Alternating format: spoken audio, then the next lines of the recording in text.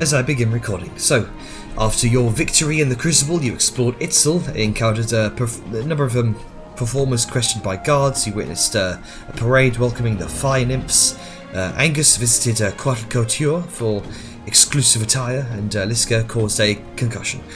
Back at the resort, Dejar declined curse removal, and various discussions took place amongst your group, followed by these dream magic sessions. In your dreams, Dejar faced her inner demons, Vellum confronted his mortal fears, Grunker witnessed the memories of Incendrius, and Angus discovered his ancestral connection to a dwarven ancestor god. And Grunker unlocked a new trait in his axe upon waking. Your group discussed your dreams, and while some retired for the night, Angus remained awake and eventually found himself in the Ember Room, a prestigious wine and bar establishment in Itzel. Inside, he met Grimbold Irontusk, the dwarven lord of Clan Beastbane, who sought assistance in slaying a creature called Bloodhorn. Angus offered the services of the Hammer Strike in exchange for Grimbold recognizing Angus as the Lord of Mortholm, and using his connections with Queen Mara Freefeather of Farinholm to gain her support. The following day, Vellum, Varmir and Varesh set out to explore the moonlit markets of Itzel to find decorations and outfits for the upcoming feast organised by Angus. During their time together, they learned more about Varesh, including hints about her profession, personal preferences, and the circumstances surrounding her marriage.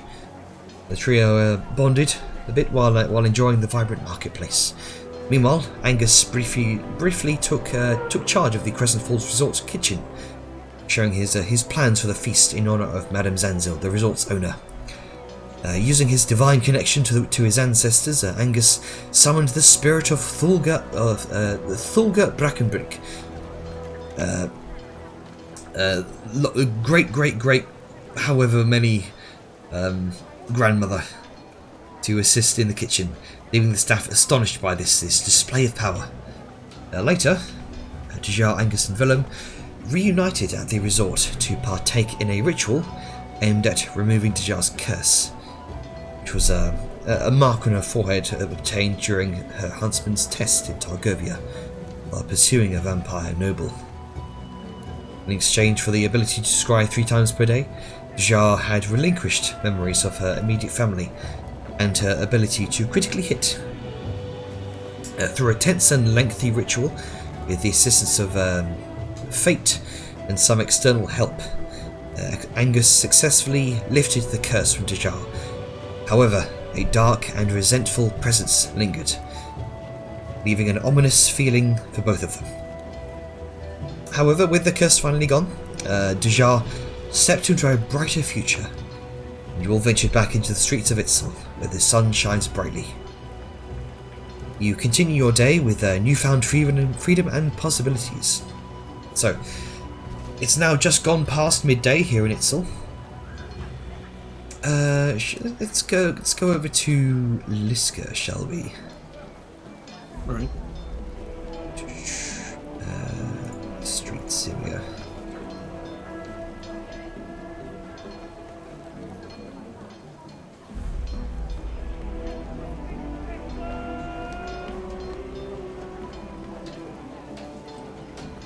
So, Liska, as you stride through the streets of Itzel, your towering stature commands attention.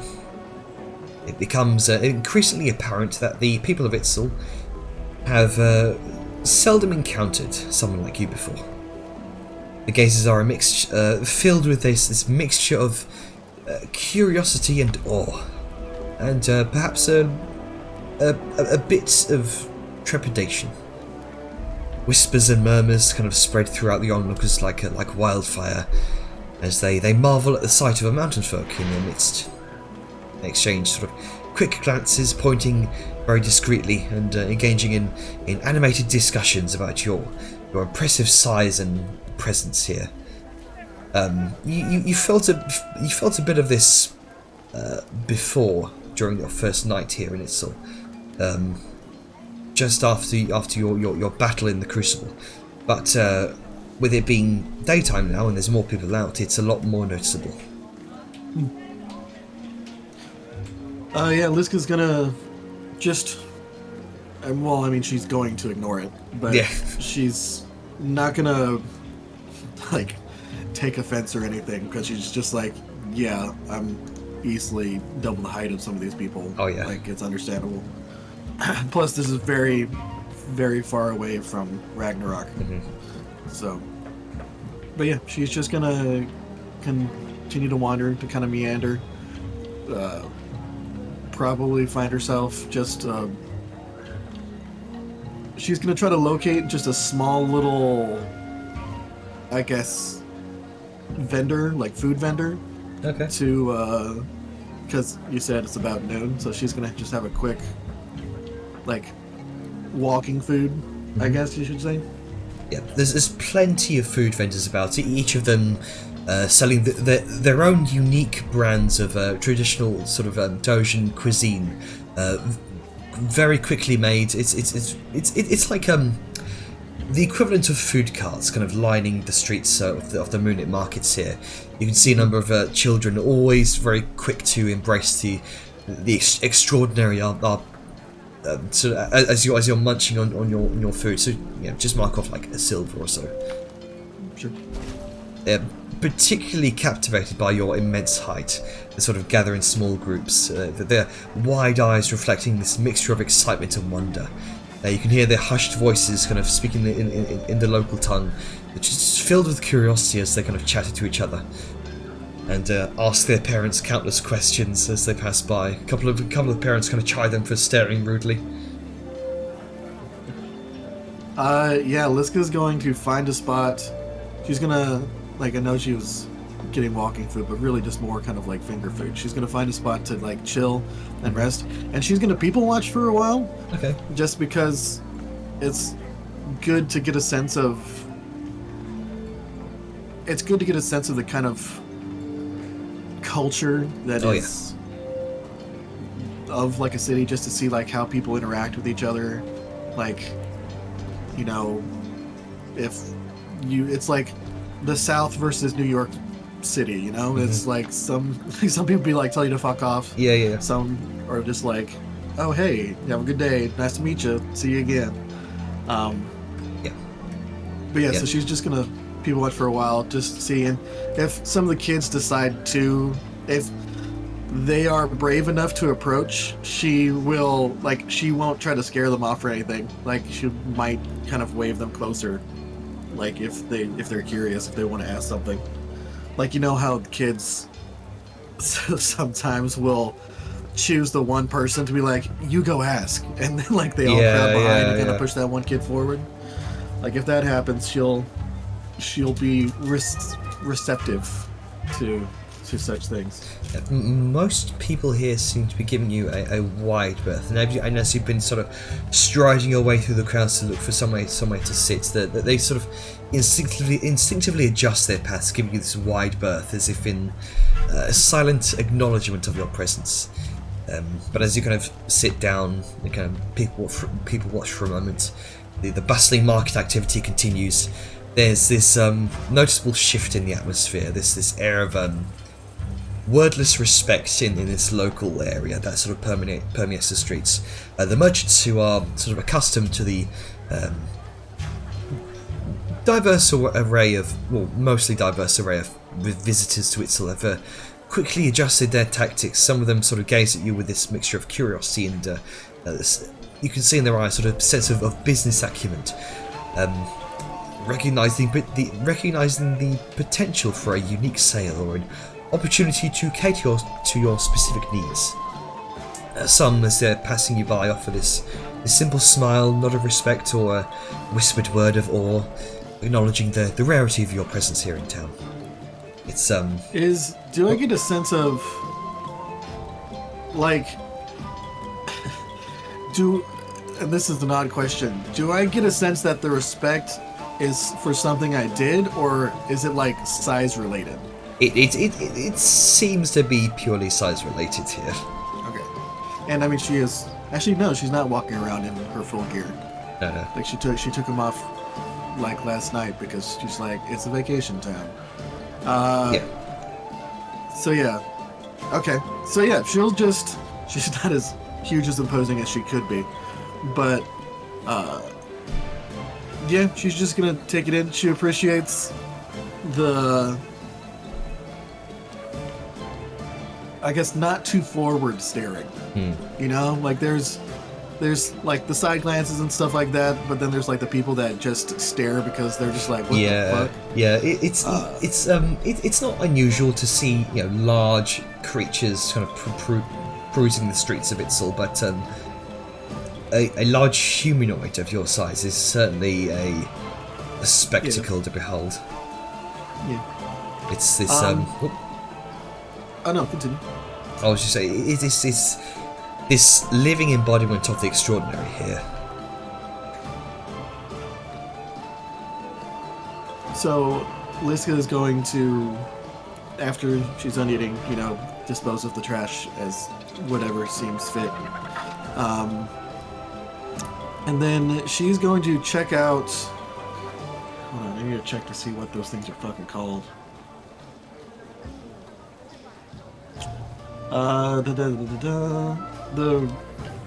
She's gonna ask someone about the races, the Gallimimus races. Okay.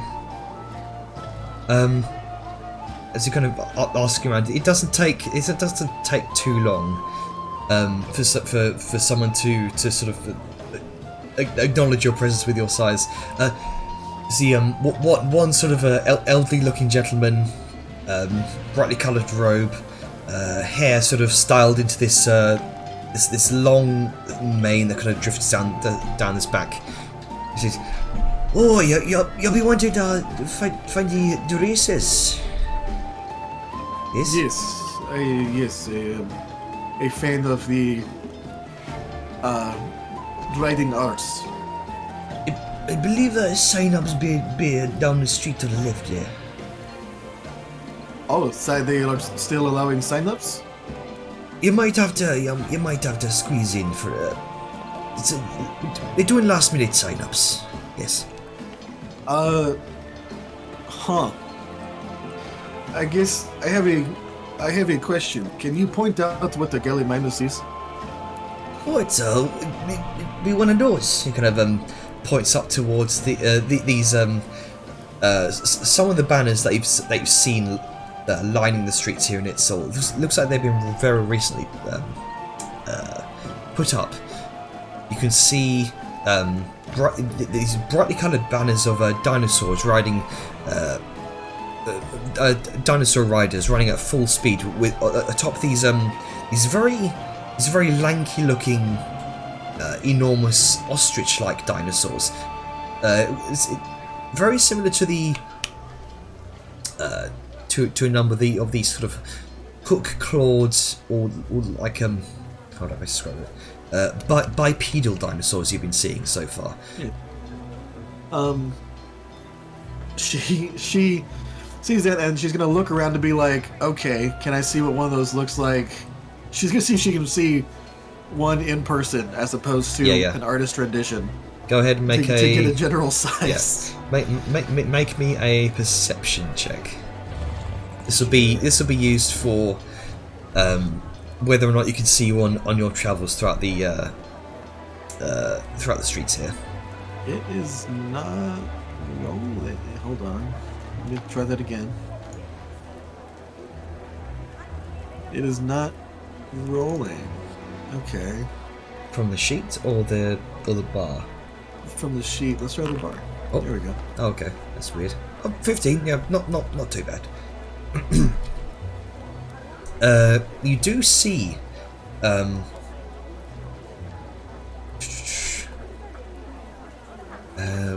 mean, I've got the notes here. Actually, you do see kind of down the way, kind of crossing the street, peering above the crowds, which isn't too difficult for you to do. This one crowd gathered around this tall, striding, feathered dinosaur, long neck, tiny head, and it's wearing some sort of brightly coloured, gold-tinged harness with sort of red feathers and deep turquoise jewels, and you can see striding atop it is this tall, proud man in his late 30s with chiseled features, sharp jawline. His hair is slicked back. He wears this vibrant red tunic adorned with gold feathers, and he wears the trappings of a warrior as he's striding atop his mount here. You can see a large shield holstered on his back, alongside this glistening gilded spear. And you can see a crowd is gathered around him as he disappears beyond the other side of the street, towards where the elderly gentleman pointed out. Looks to be size huge, so you could possibly ride one of these, if that's what you're asking. Interesting. That is what I was asking after. Yeah. So, yeah, Liska's gonna be like, okay, and she is going to follow. I guess there are signs. Well, the guy pointed, but also there are signs for Yes, the sign up. There are a number of signs kind of dotted about that you can follow, but both in Tojin and Trade Tongue. All right. She is going to follow said signs. All right. So you kind of stride through the streets, taking in the sights and sound of this vibrant resort town. You follow the signs and banners, and eventually you see, both in Trade Tongue and Tojin, the words "Long Strider Races, sign up," and you can see, or rather, you hear excited chattering from the locals as you approach with that 15 as well. You can hear mutterings about some sort of reigning champion. Some tourists, clearly from the outside of town, are asking questions about this Takuma.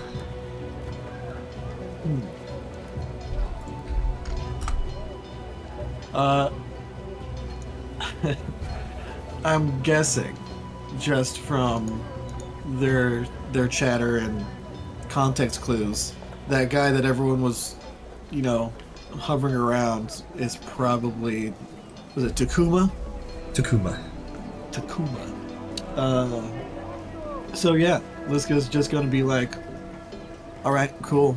She's gonna go up to wherever they're like. She's gonna ignore the crowd for now, and she's just gonna kind of walk through it to find where, because these signups usually have like a little table out front where they're accepting applications. Yeah, she's going to come up and you can see this this crowd gathering around this nearby building with these long, brightly coloured banners of dinosaurs running at full speed, and you indeed see those words: "Long Strider Races, sign up." And you can see you can see the individual again, sort of peering over the crowds. He's dismounted his what you now you can probably summarize is a Gallimimus, or in this case a Long Strider, and you can see gathered around him are a number of fawning noblewomen. He kind of stands aside to let another racer sign his name. This racer is a younger nobleman, maybe in his early 20s. This individual, who you could summarise to be Takuma, dressed in that sort of brightly coloured golden splint mail, kind of remarks something to his cadre of ladies and looks at this younger racer. And you hear this chorus of chuckles and guffaws. The younger racer kind of rolls his eyes, makes his way off back through the crowds. Okay. Awesome. He, actually, with a 15 as well. Oh wait, no. Actually, what's your passive insight? My passive insight? Yeah. 15. 15. Okay. It's not too difficult to tell. At a glance, this Takuma, he appears confident and arrogant. You can sense his disdain for the other sign-ups, who seem to be this mixture of locals and tourists. He looks at them with this dismissive gaze, as if they're beneath him. And you can tell he takes pride in his status as the reigning champion.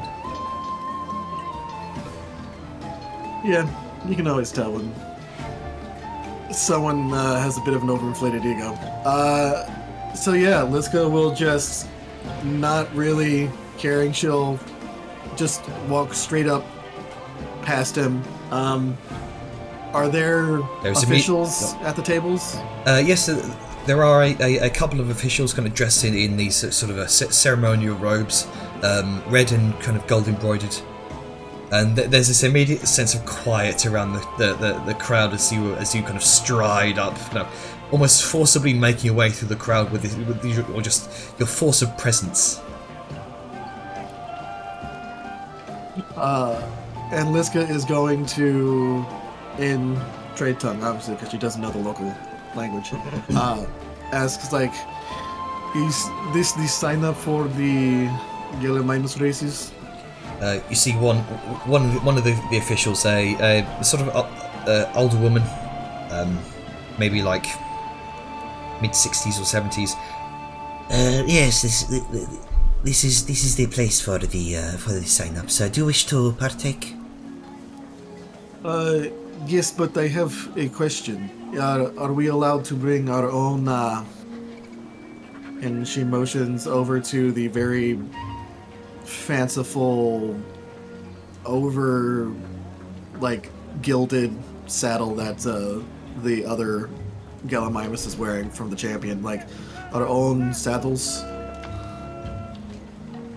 Because you see, I am larger than your usual competitors. Your saddles might not fit me. I think we can sort something out with your saddle. Yes. Okay. Might be a bit last minute. You can see she's sort of pausing and almost, again, just sort of stunned by your size as a mountain folk is trying to sign up for the Gallimimus races, which is very unusual. Yeah.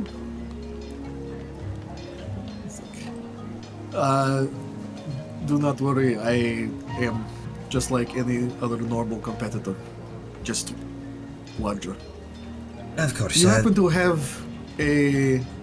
Might I make a request of a Gallimimus that, let's just say your largest one? You will be wanting Titan, I believe. He is he's quite strong in the legs. Good, then yes, I will want Titan. It's at that moment that you hear behind you, you've been feeling Takuma's eyes on you, and you can sense he's probably looking up and down, sizing you up, and you hear Mostly up rather than down. Yeah. You hear him muttering under his breath, probably to his friends. I feel sorry for the long strider that's got to be bearing her weight. Does he say this in trade tongue? Does he say this in trade tongue? Because you spoke in English, Jenner. Does he say this in trade tongue? You can see rather out of the corner of your eye, he's speaking to probably not local here, Parthian individual, it seems, sort of tall. This tall gentleman dressed in these sort of this formal robe, this formal loose-fitting robe. You can see some of the nearby crowds erupt with a chorus of guffaws and laughter. Oh man, do I want to just be pissed? Nah, I mean she wouldn't be pissed, but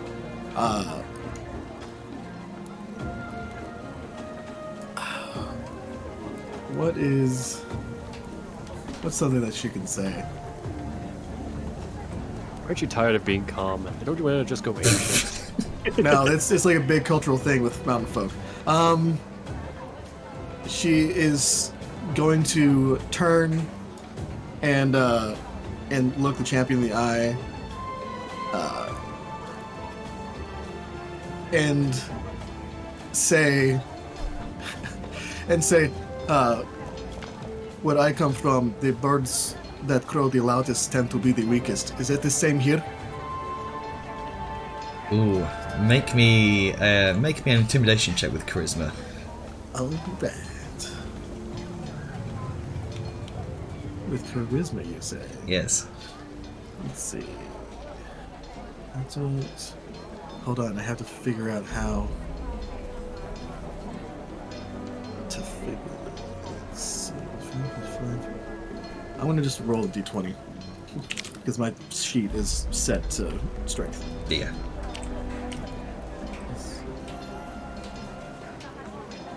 What is it?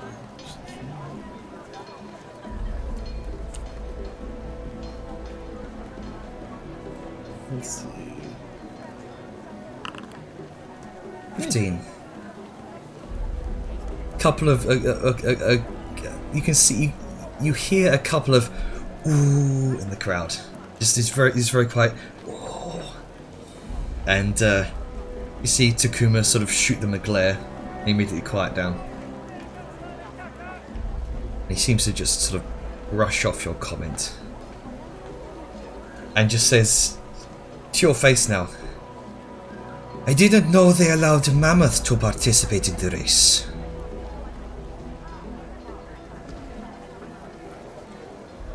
Liska's gonna look at him like get this confused look on her face, like what is a mammoth?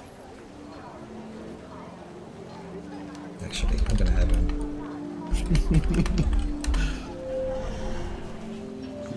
Do us fantasy world folk know about the Ice Age? No. It's like she's still like when you make fun of someone, if they don't know you're making fun of them, it kind of kills the whole like attack. So Liska's just like, I don't like what is mammoth. The ones your clan folk ride, the big white ones. Oh, that is what you. Okay, it is different dialect. It is like, thank you, I appreciate that. It is nice to be compared to strong, capable beasts that can crush tiny creatures underneath foot.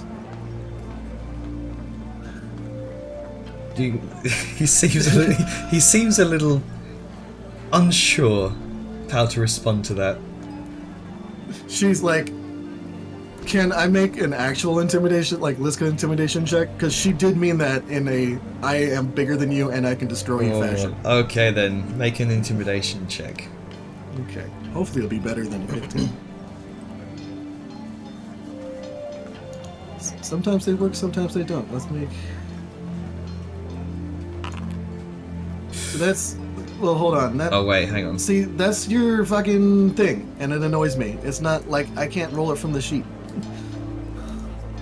It's not letting me roll from the sheet. Okay, I'm just gonna roll. Really? Not That's- the sheet? Hang on. No, it like none. I have not been able to roll any skills from the sheets. Fuck. Okay, that's weird. And like I'm looking at, and I don't have a Liska thing. I have a party. Like if you look, it says party rolled an intimidation check. Oh god. Okay. So what we Oh, can maybe do? it's saying we don't have access to our sheets. And Yeah. There you go. There's your. Okay, cool. There we go. Cool. I mean 14, but yeah, it's a. No, Not hold sure on. I'll what- still. Oh. Can question, Yes? because I should have just used my previous roll and just added the thing, but I will, for sake of like fairness, I will use my inspiration to. Okay. So okay. I will make a secondary check because I don't like this guy.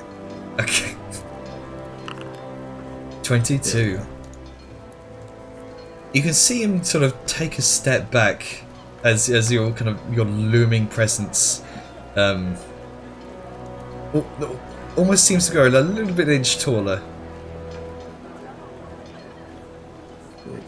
So, you see, do you have creatures like this? I have seen giant creatures that walk, and you have to watch out, for else you get caught underfoot. I'm afraid this race is for more agile creatures. Don't be surprised when you're left in the Dust Mounted folk. This is a race for skilled riders, not lumbering giants. Then how do you champion? As the crowd, and once more he shoots them. There's his daggers in the eyes, and he just begins walking off. And says, Good luck with your long strider. The poor thing will need it. he says with this dismissive wave, and very hurriedly makes his way through the crowd. So, or intimidation seems to have deterred him and seen him off. Like, Liska's gonna have a final word. Okay, And she's okay. gonna say, like, rather loudly in trade tongues, like, oh, look, he can run fast. A couple of the individuals in the crowd who weren't part of his entourage seem to make this slight snort. And Liska's gonna, like, shake her head and be like, she's like a little disappointed in herself, like, I got baited. But she just turns back to the lady and she's like, okay, it's like, I will join the race, and signs her name, whatever is needed for her to sign up. And yes, I will take Titan if he is free. Very well, Titan shall be reserved for you to join the race. Thank you very much. I appreciate your help in this. She gives you a nod and kind of looks at, well, doesn't look past your shoulder. Looks kind of past, well, tries to look past you. Next, please. And Liska will turn, walk away, just be like, I hate that guy. So, you saw there were spaces for 12 names total on that sign-up list. So there is likely to be 12 other, 11 other races.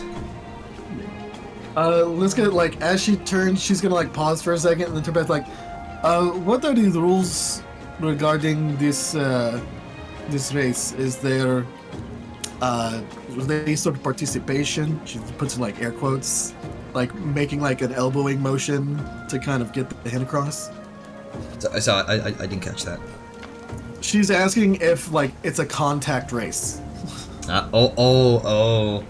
Okay, I see where you're going with this. She wishes to know, because if it's just, straight up speed, then cool. Like she's a cavalryman. Like she's used to And I riding off her murdered stuff. the other competitors accidentally, of course. Yeah, but she will essentially ask, like, is it a contact race? Is such things frowned upon? I wish to know if he will race fairly. She kind of pauses talking to the other sign up and kind of makes her way over to you.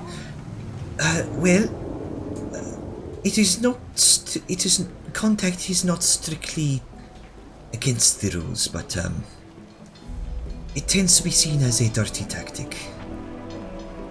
Okay. Thank you. I will keep that in consideration if I have to defend myself. Gives you a nod. And then, yeah, Liska will turn around. And then she's like, turn back one more time, like, when is the race? The race Actually, I'll go check my own notes on this as well. Yeah. Even they don't know. The race is on the 10th of this month. Not tomorrow, but the day after. Okay. Thank you very much. Last time, I swear. And then she turns and walks off. There you go. One more thing. One more thing. Oh, a fucking Columbo on this poor person. Jackie! So, yeah, with that, Liska's going to step away. She's going to... Is there a... like, this is where the races are happening. Is this a... is this like a stable? Like, is this in front of a stable or like a racetrack? Because usually they tend to have like stables nearby where you can check out the horses. You can. If this were a derby. Kind of striding through the streets a bit, kind of around the excuse me. Dusty streets.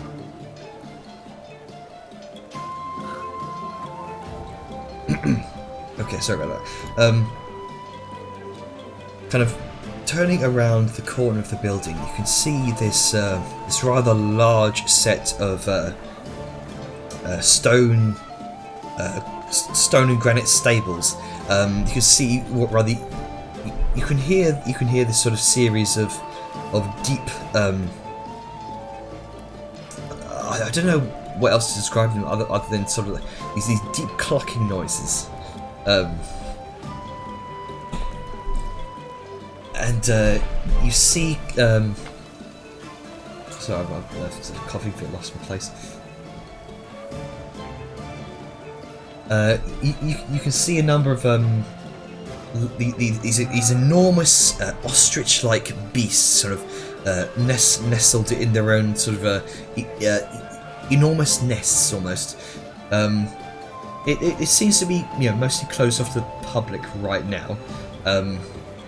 But you could probably ask some sort of member of the staff to, considering that you're now a sign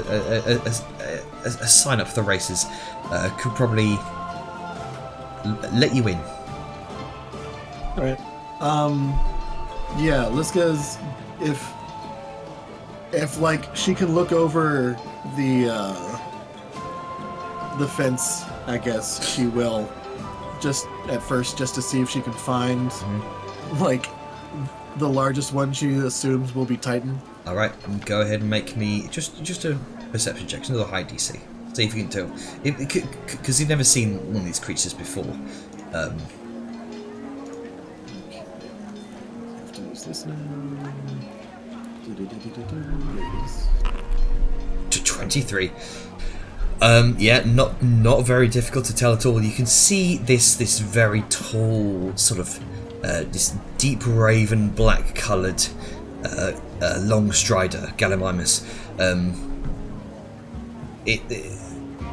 It looks remarkably similar to an ostrich. You can see these sort of feathers which turn into this long scaled neck that trails up to this.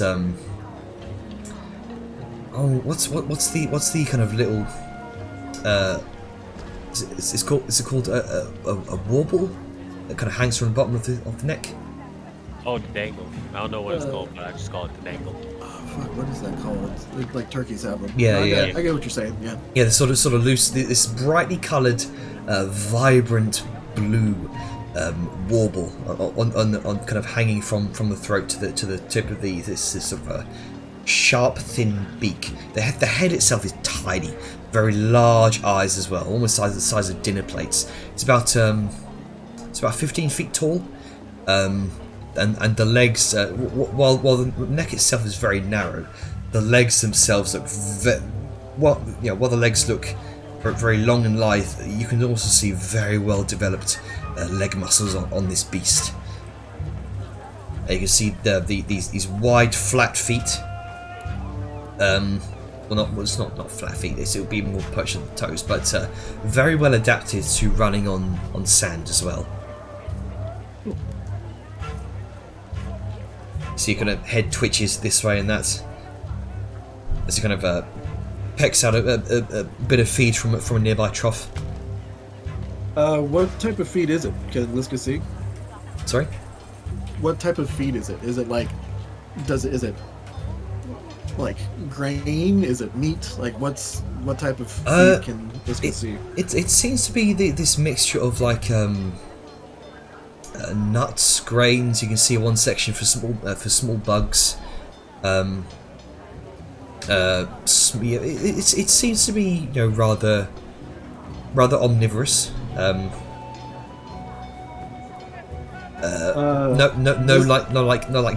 dripping red meat. This is not a carnivore by any means.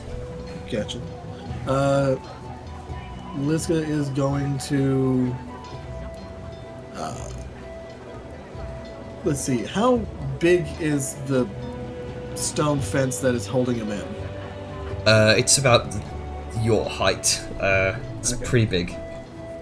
Okay, then yeah, Liska's gonna go find the entrance or what have you, and see if she can get the attention, which might not be hard given her time spent here. Oh yeah. Of one of the stable hands. Yep, it's not too difficult. You can be allowed in the stable with Titan, if you so choose. Right. Yeah, provided there's proof of your sign-ups. Well, she didn't get like a receipt, so,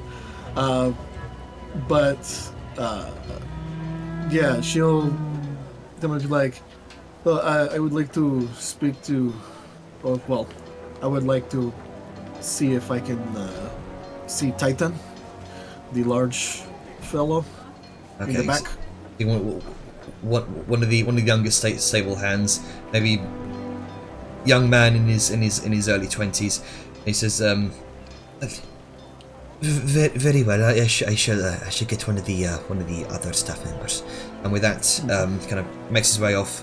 And a little short time later, comes back to you, and allows you within Titan's pen.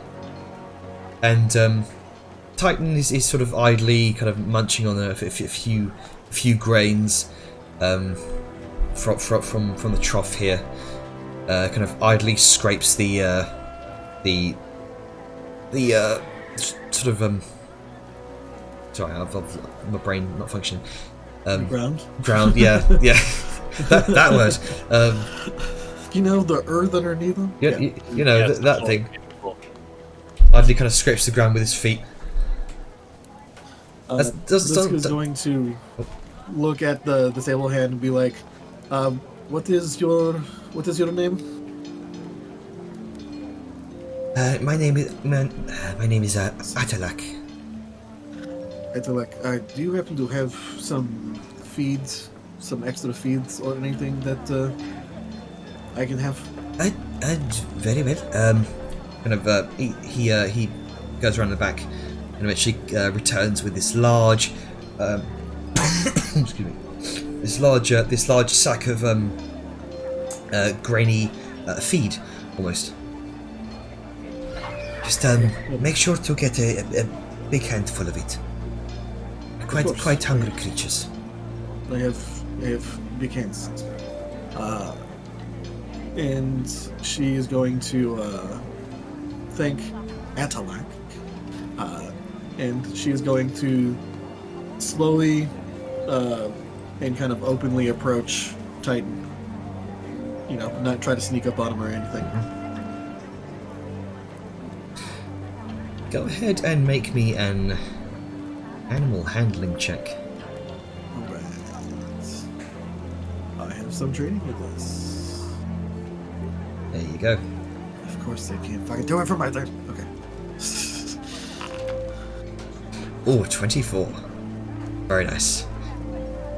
Atalak does not seem to notice your presence at first, and even after Atalak, Titan, sorry, Titan doesn't seem to notice your presence at first, but even eventually after sort of this occasional sort of lazy glance down towards you, doesn't seem to doesn't reel back, doesn't shy away from your hands. seems fairly used to humanoid attention, and just sort of idly scoops it. It's yeah, the head's about the size of yours, but it's weird to see on this enormous body. Sort of parts his jaws and sort of idly scoops a bunch of feed into its beak-like mouth. Yeah, Liska's gonna just, stay there, be chill, let Titan get used to her smell, how she looks, how she sounds. Just spend some time with Titan. If you want to swap over to Sao or something, you can. Okay, alright. So, Sayun Grunka, is there anything that you would like to do?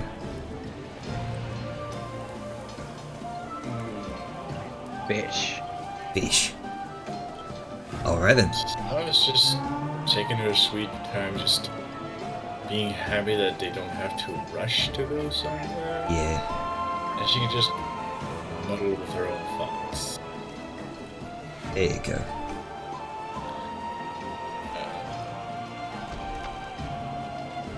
I don't really have any specific activity for her today. Okay.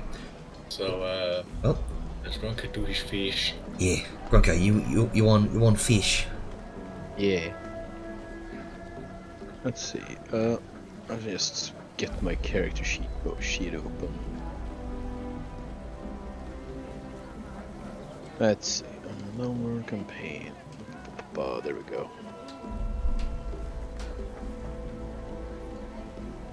This should be it. Should be the right sheet. Yep. Most of the symbols are gone, but that should be fine still. All right. So, how many hours do I get to fish? Until what? Until when? Well, it kind of depends, cause like he hasn't really planned anything today. I don't think, right? I don't even remember much. Let's see. It's day 2 now, right? You're actually on day 1. Okay. You are. This is the day after you arrived. Okay. Yeah. Okay. It literally, all my schedule is literally just fish and maybe talk to the stone. Oh no. Okay. Okay. I am fish. I am fish. It is his vacation time. He is allowed to do what Yeah, he yeah. wants. Yeah. I Fish haven't want me, planned women anything. fear me. Yes. So let's see. How do we do this? Because it's gonna be a lot of rolls. Should I just roll like Tell you like what. 8d6?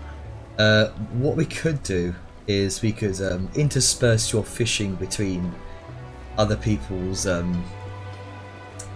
scenes, I guess. Mm-hmm. Could do. So what we can do is we'll do two lots now. So so two lots of fishing now. Does this work? No. Okay, that's weird. Let me just. The thing has a Drag a diving token on it. out if you're trying to do things. Yeah, hang on. Oh, that doesn't work either. Let's see. Where is my token? How do I bring my token? There you go. You already exist. I Behold, ran. Joked you out. Ah, there I am. in the water. No. Ah. Okay. Does this actually work? Is it consume thing? No, it doesn't work. Okay, I'm just gonna roll a d6. Weird. Okay, the item is weird. Also because the image is broken. Look, a fish or something. Yes. Oh, Oh. I catch something. Oh shit. Twice. Well, the first one is just a 6. Oh yeah, you just rolled. I just rolled 6. Not even a d6, it's just a 6. All right. So what do That you should catch? work as it's just a. You don't Yes, have to yeah. put one d6 if you're rolling 'Cause- a single dice. You can Yeah, just if do you look d6. underneath, Oh if you yeah. look underneath, Okay. it says 1d6. You did Okay, I just get- roll two straight sixes. Wow. All right. I okay. guess I did. So you caught something twice. All right. So I guess I just rolled 2d20s then. Yeah, I guess. Well, let's just do one at a time. 2020. Okay, that's the 5. Let's see what that is. Hang on, stop doing that, please. 5. Let's say it's a green fish with copper band. This station fish provides a daily worth of nourishment to one creature that eats it. The fish loses its property and rots if it's not eaten within 24 hours of being caught. Okay, Oh. it's a good berry fish. Yeah. Okay. Let's see here, and then another. Jenner, please tell me there's like a tire on that catch. Okay, I catch 2 of those fish. A shoe. So two green fish with copper bands. I sure do. It's so. Whereabouts are you fishing here? There are plenty of canals around. In a turlet. It sadly has to be a 10 by 10 feet cube over. Oh, okay. I think it is. Yeah, 10-foot cube. Sadly, but I will fish in the nearest 10 feet cube to wherever we're So like sleeping. there is a nearest to where you're. Okay, so somewhere in the resort. Yes. Just throws it off the balcony and hopes for the best. I'm fishing in a glass of water. The big glass of water is 10 feet. The biggest glass of water. Oh hey, there's a little pool in the image, so I guess in the apartment. Wow. Convenience. Yeah. There is a small pool within the apartment, or the resort estate, I guess. You could make use of that. I will, Lex. In Okay. fact, make that. Hang on, the game just logged me out, so Oh, no. I'm just gonna have to log back in.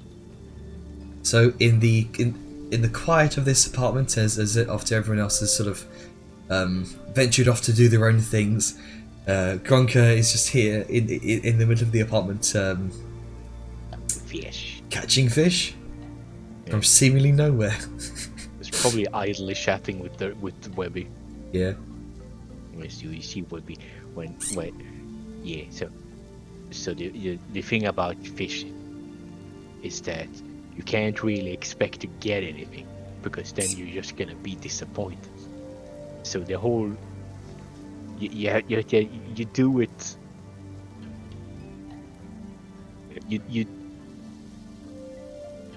You do it because you don't want anything, okay?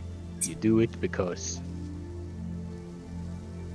it's really hard to explain. You fish because it's fun to not do anything for an hour.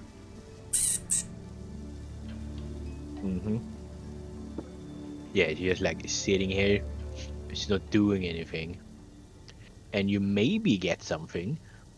It feels like it's maybe like 1 in 6 chance that you might get something. And I'm sure as they're talking, Webby is kind of like it doesn't have eyeballs, I guess, but moving eyeballs. But it kind of like moves its head a little. It just kind of like glances at the pool of still water that is just kind of. I assume it's just filled up with buckets, or there's like a spout somewhere. I mean, you can see a small sort of a fountain at the very back of this pool. Yeah. So there seems to be some less like a pool, more like a water feature that just sort of brings all of the decor in the room together. Yeah, so you so you do, yeah, and he's just kind of looking at it being like, why are you fishing here? And Grook is just kind of babbling on about like how the fishing, like catching something isn't part of the fishing, it's the act of fishing that's the point. If you expect to catch something, then you're doing it wrong. Grunk is just suddenly a fishing guru. Yeah. So, I love it. a man who has never fished once in his life. Well, I mean, since he got this hook, I guess he's kind of done something, but it's probably very different from this. Yeah, yeah. But it's more, you know, more like an anchor than a hook. But, yeah. So as he just kind of babbles, then Webby just kind of like looks at literally the bathtub of water, the big bath pool of water, that he can see the bottom in, and there's no life in sight. Not even in its own soulless reflection. Yeah.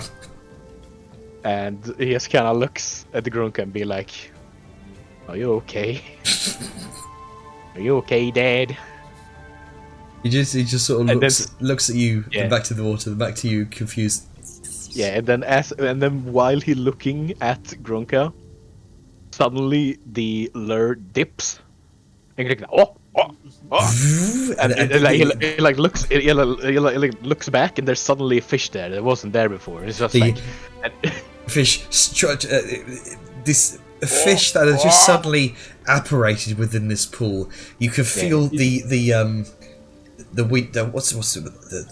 winch, you call it, the thread across the world begin to as it begins to sort of try to swim away. It's you're not getting away. Literally, you can't go anywhere. It pulls taut as you heft it, and you pull out the kind of very wetly flapping on your magical fishing lure.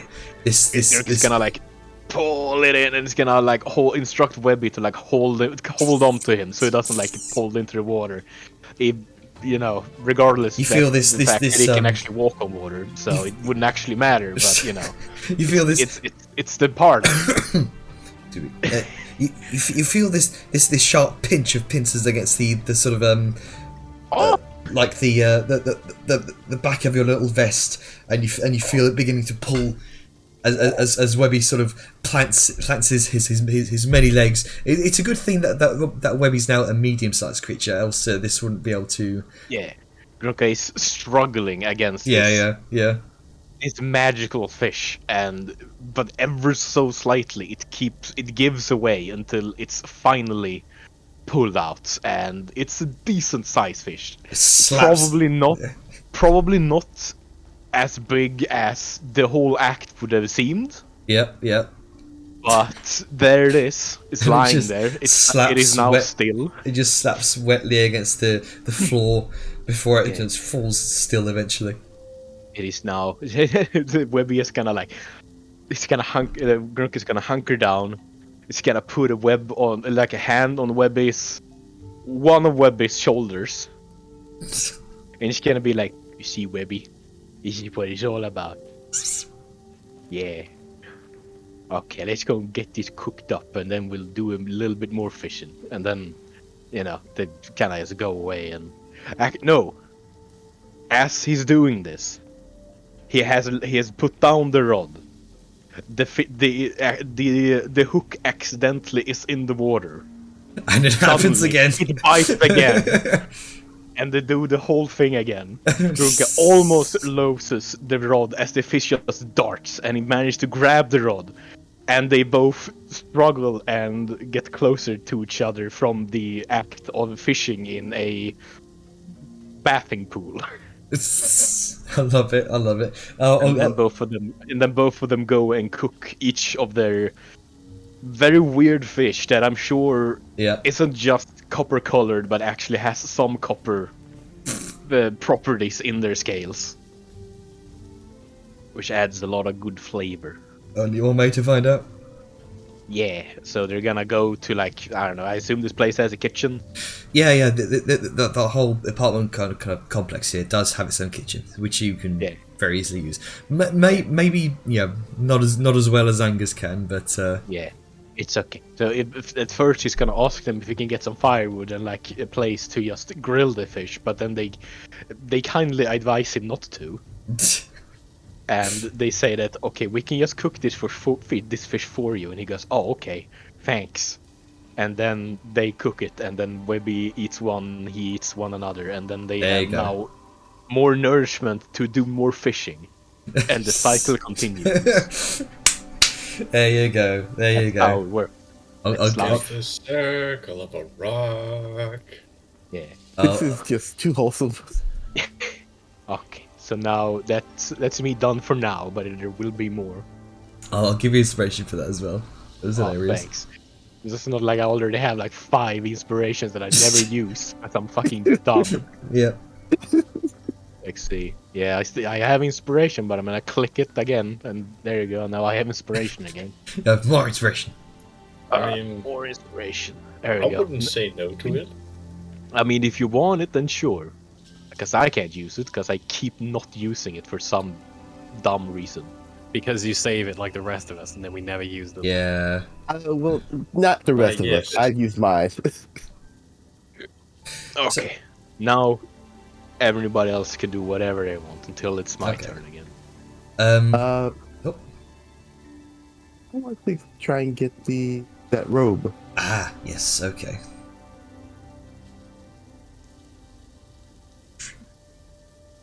So, Jar, you've briefly kind of perused the wares of Coatl Couture, only briefly during your last last night during your first night stay here in Itzel. Let me bring you over to the appropriate one. Yeah. Oh, before she even goes in there, Yes. goes into the couture, she's going to drink something. Oh. Yes, she's going to drink. If I can find it real quick. Potion of randomness. Oh no! We're not doing that.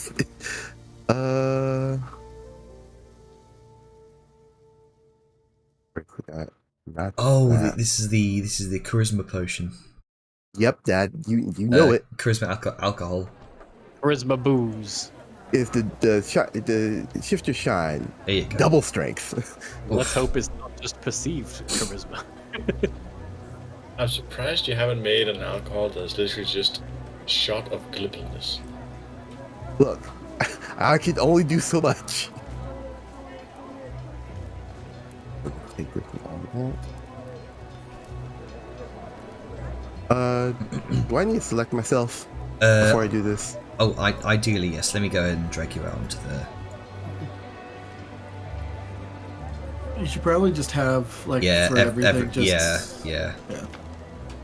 You're right. At this point, Janner, I might just suggest you have like a small overlay at the bottom where you can slot out each character Mhm. who's in a scene. Giant party member, woo.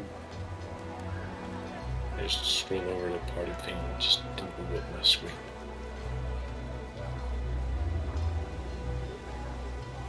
There you go. There you go. Nice. Okay, Now so... you can continue. Alright. So as you kind of step back into Coatl Couture, you are once more... oh, hang on.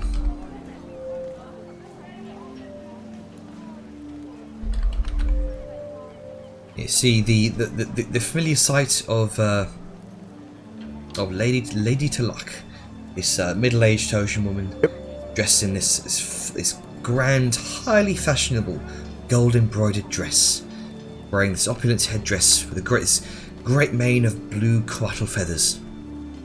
And she takes notice of you once more. Ah, welcome back. Is Yes, there something well- you wanted?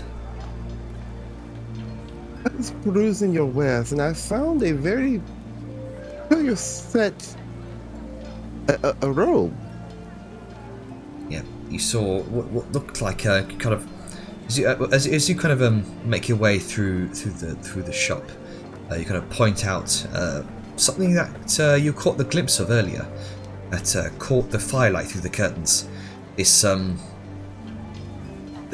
robe by a wooden mannequin that gleams with a golden hue, reflected by the light in a way that makes the gold almost seem to sort of swirl with colour. The intricate designs of the robe it's visible even from afar, with ornate patterns woven into this rich sapphire fabric. The robe itself is adorned with precious gemstones. Sorry, not sapphire, with burgundy.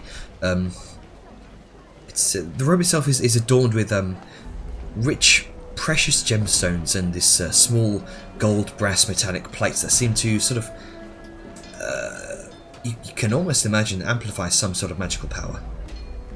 You also see a number of runes that appear to be stitched and embroidered into the robe's trim. And as you kind of point that out, she takes notice. Ah, yes, I see you have a discerning eye, my dear. Those are the Aurum plate robes, and they are far from ordinary attire. Kind of gestures towards this fine display of gold, brass-plated robes on the mannequin. And as you look closely, you notice 5 small recesses arranged neatly within the robes, delicate gold and breast filigree chest plate. But only 2 are occupied by smooth red pearls delicately set within. The Jarl would point this out. What? Are those pearls? Oh, yes. They're not just for show. See, how would I explain this? Whenever you cast a spell while wearing this robe, a number of pearls glow that corresponds to the spell's strength. If you need to defend yourself against a physical attack, you can cause 1 or more of these glowing pearls to pulse with forceful energy, which can be quite useful. Additionally, when casting spells, you can concentrate better by using the glowing pearls to augment your focus. But do keep in mind that the power within the pearls fades after a day. Furthermore, these robes are designed to be upgradable over time.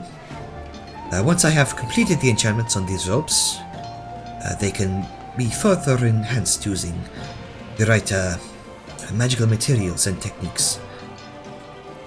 However, they are still a work in progress and not for sale just yet.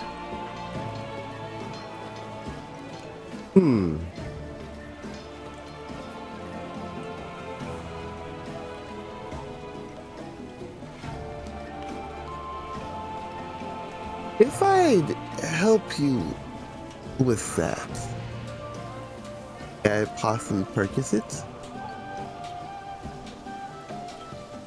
She kind of thinks for a moment. Make me a persuasion check. Okay. The shift you're trying to give advantage, or is it? Did you read the thing? I did. I believe you should know what it does. Ah, okay.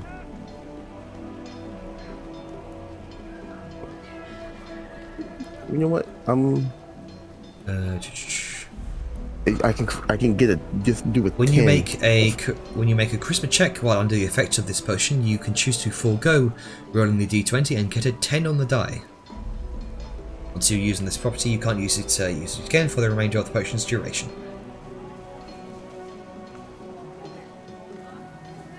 You also gain the effects of the Alter Self spell for 1 hour, or until you end the effect as a bonus action. That's what I thought. So, what? So 10 plus what? Plus 4. That'll be 14. 14. Would you like to try to roll for it? I'll try and go for it first. Okay.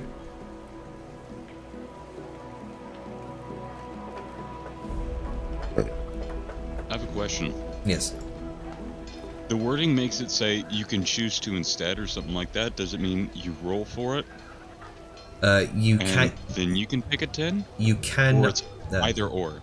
It does not say on the thing. It just says you can choose to forego rolling the d20 to get a 10 on the die. Oh, forego rolling. There you go. So you either roll or just take a 10.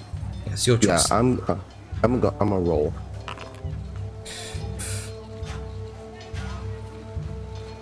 I am sorry, my dear. I would no disrespect to you, but I would much rather entrust this to be finished in my hands.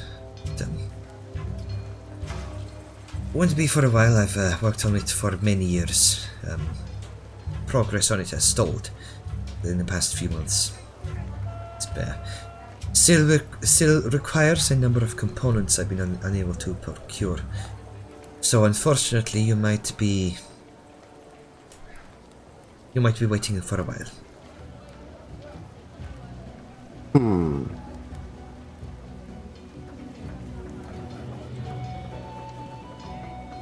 If it's not too much to ask, then what do you require? Well, it does require 3 more enchanted deep pearls and 30 spools of rune gold to finish it. Unfortunately, I've been unable to acquire the enchanted pearls. They're located deep within the trenches of the Actuin Gulf. I cannot find anyone brave enough to dive down there without getting caught up in mining infused obsidian. And also, rune gold is exclusively crafted by the dwarves.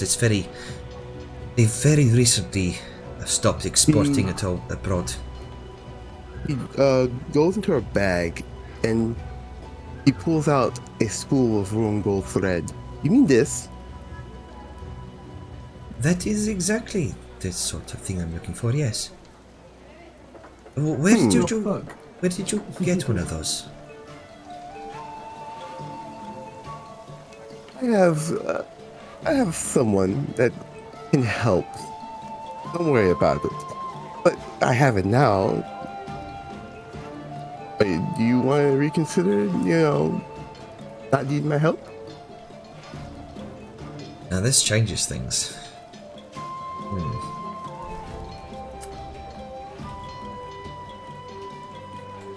Go ahead and make me a... Because see that natural one, she would have wanted to work on it by herself. But with you providing supplies for it. Yeah, just go ahead and make me a persuasion check with advantage. Okie doke. Go. Shoots. Alt is for advantage. Yes. This one. You gotta be fucking kidding me. Fucking seriously? You know what? Fuck it. Why not use that inspiration Grunka handed out? Okay. That's up to Grunka. It's up to Gab. Yep, sure. Okay. Thank you very much, Gab. Okay. Like, he's having a good time fishing. He don't care. Yeah, fair enough. And here we go again. Fucking sick, Are you what? kidding me? Wow. Wait. So, wait, isn't it just you Wait, roll an extra die? 2d20 keep... You do it? Yeah, you're So rolling you with... would get 13 plus 4. Yeah, you're rolling with Then you have a disadvantage You there. got 17. Okay, Yeah, I don't know. 17. I've been I hold the right thing. I don't know why I gave. Are you holding control, not alt? I know. I hold Alt. I don't know what's going on. Okay, that's weird. No. I But haven't messed with my sheet or 13. anything, but So 17. The 6 was done with disadvantage as well. Yeah, I'm Yeah, not but seeing that that. was 2 on the first That roll, would have so- been a 2 anyway, so that's fine, but... Yeah, that's weird. The 17. You notice her tone seems to change. And she kind of takes a moment to gather her thoughts.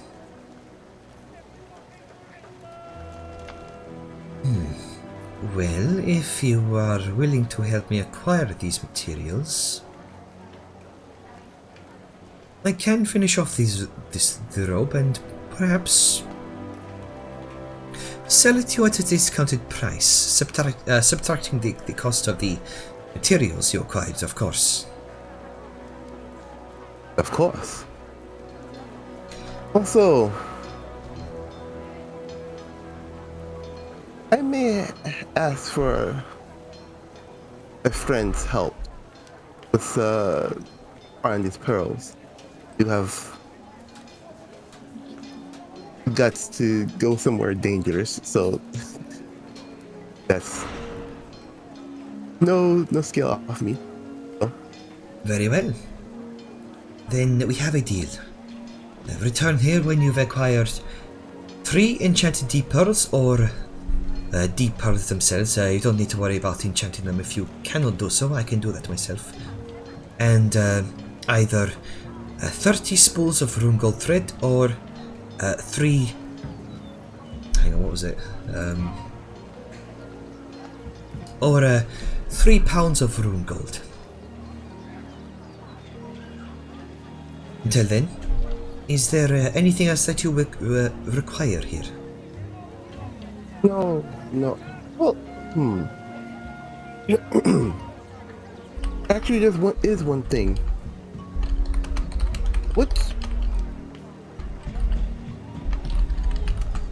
This is my first time going to someplace very high class, and I would like some recommendations on what type of dress to wear. Now, for, Angus, for clarity, did you go to Quartel Couture to?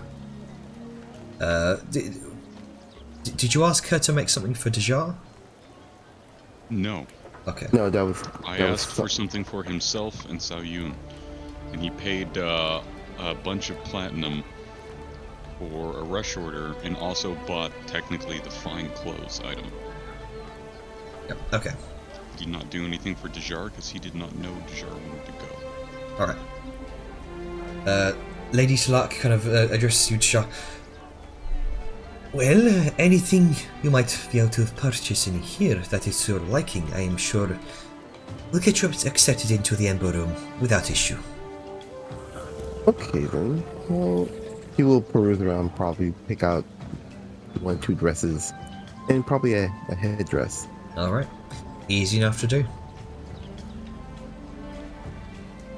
Alrighty So, then.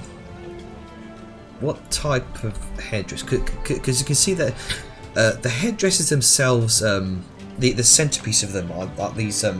Each of them holding these either like sapphire, emerald, ruby.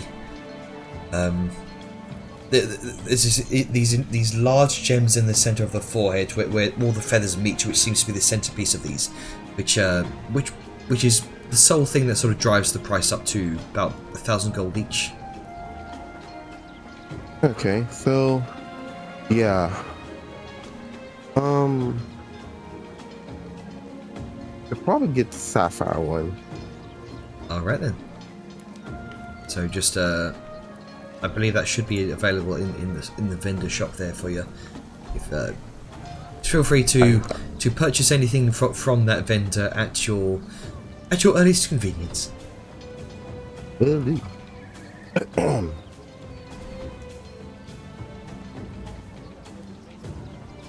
And I will say it'll be up to you to decide what Dejar's outfit looks like, in keeping with the general theme of feathers and the dynasty.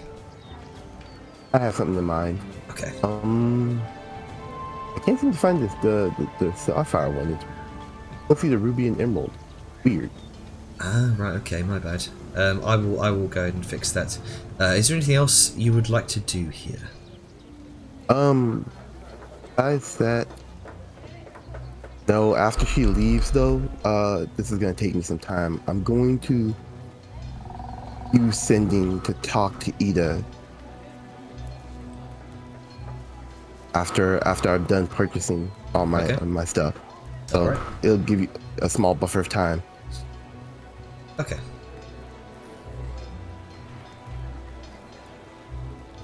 So what are you sending Ida?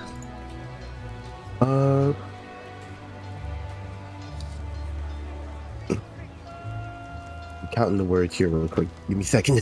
Yeah, no worries. I guess while you're doing that, we could make our way over towards Liska, shall we say? Sure.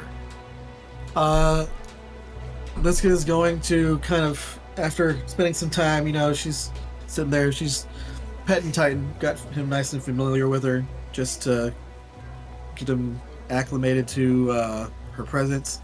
She's going to try to, with the help of Atolakal,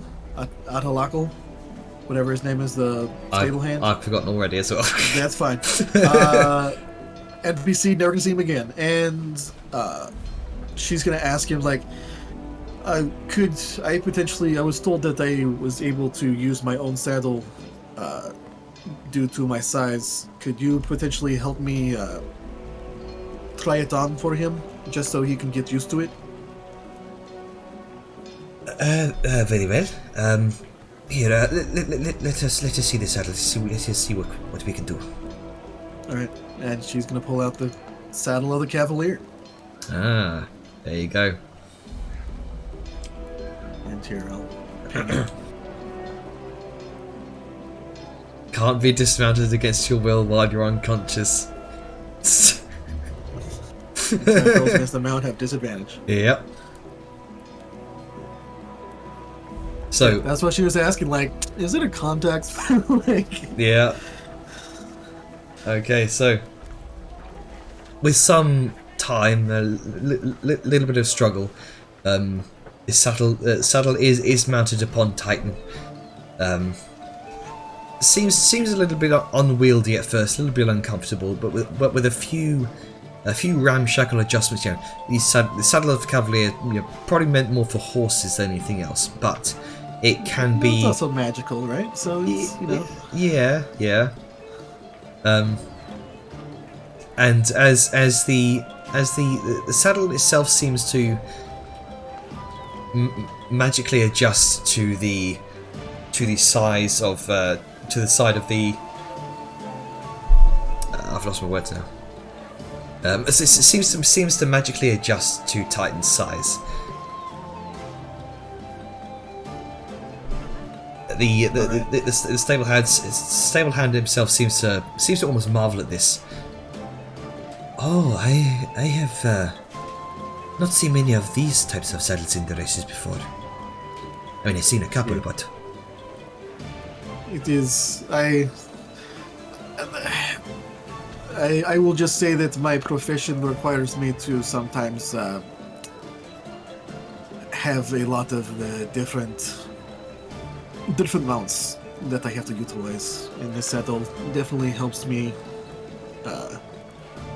maintain that thing. So I just want him to get used to it, and like, if you will, like, accompany me, you know, I don't want you to think I'm doing anything improper. So, of and course. this is gonna start walking side by side with Titan and kind of move him about the pen, or like the area, just so he can get used to the shape and how the saddle sits while he's walking around. Alright, with your animal handling check earlier, it's like it was meant to be.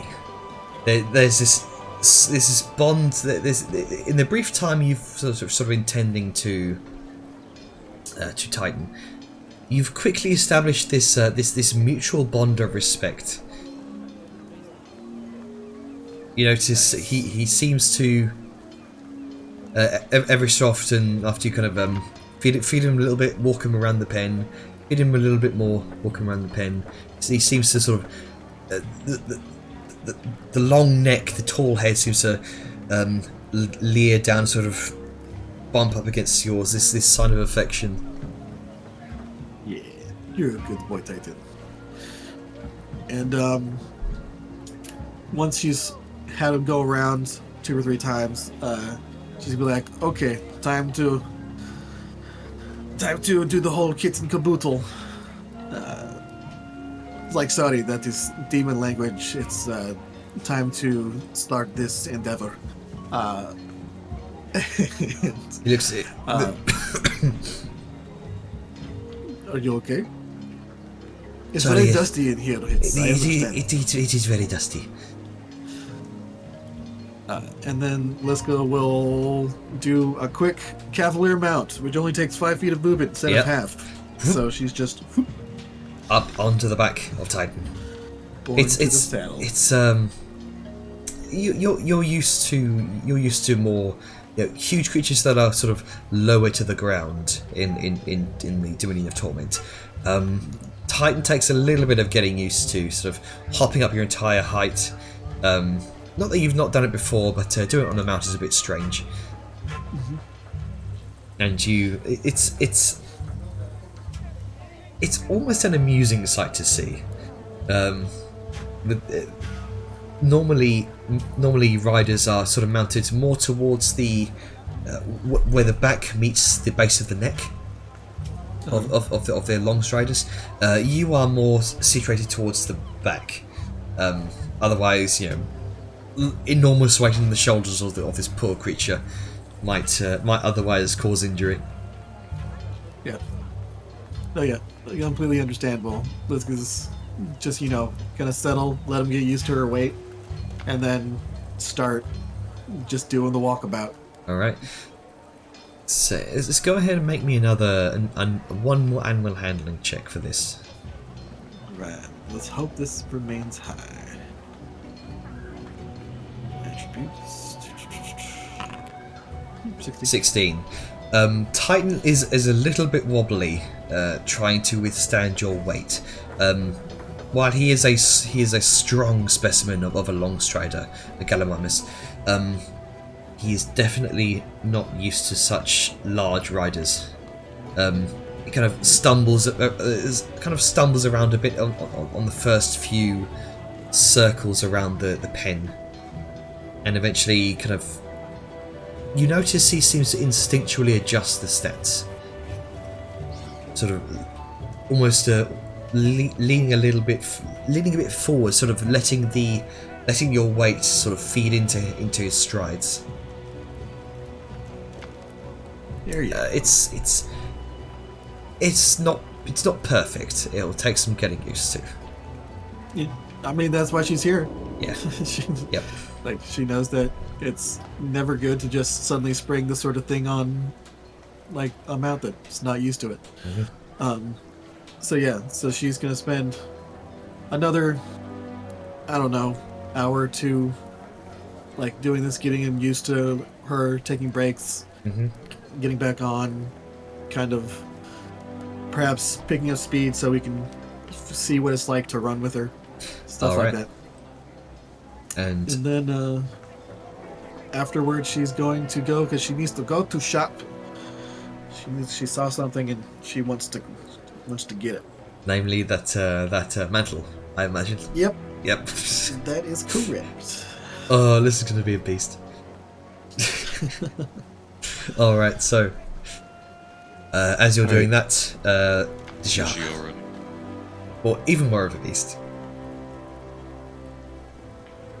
All right, Alright, Deja. I have my word count. Okay, minus the headdress. She's going to.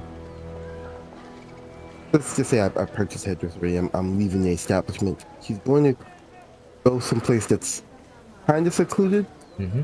and do a sending spell. Lady Ida, will you be in Amber Room later this evening? I have a few items to trade you at your leisure tonight. You hear Ida's voice come back. Deja, dear, fabulous to hear your voice. Yes, we'll be in the Ember Room later this evening. I look forward to seeing you. She said, we. Not I, which you pick up on. He's going to do us another city spell. B. Lady Ida, I thought there would only just be you. Yara's confused. Please elaborate. The reply comes, oh, I've brought along a friend for our time in Itzel. She needs to get away from the gardens in the Baroon Palace.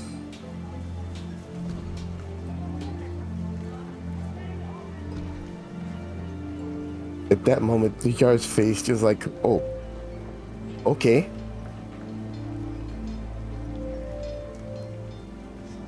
Right, be on best behavior as much as possible. Got it.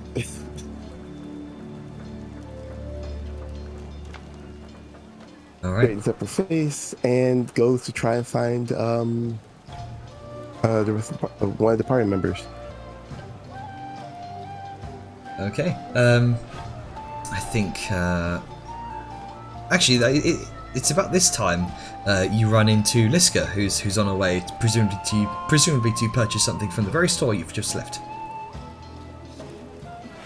Oh, hello, Deja. Hey, this guy. Sorry, just I received information from Ida, a friend of mine, that she's brought someone from the Maroon Palace that's going to be in the Ember Room with her. I am.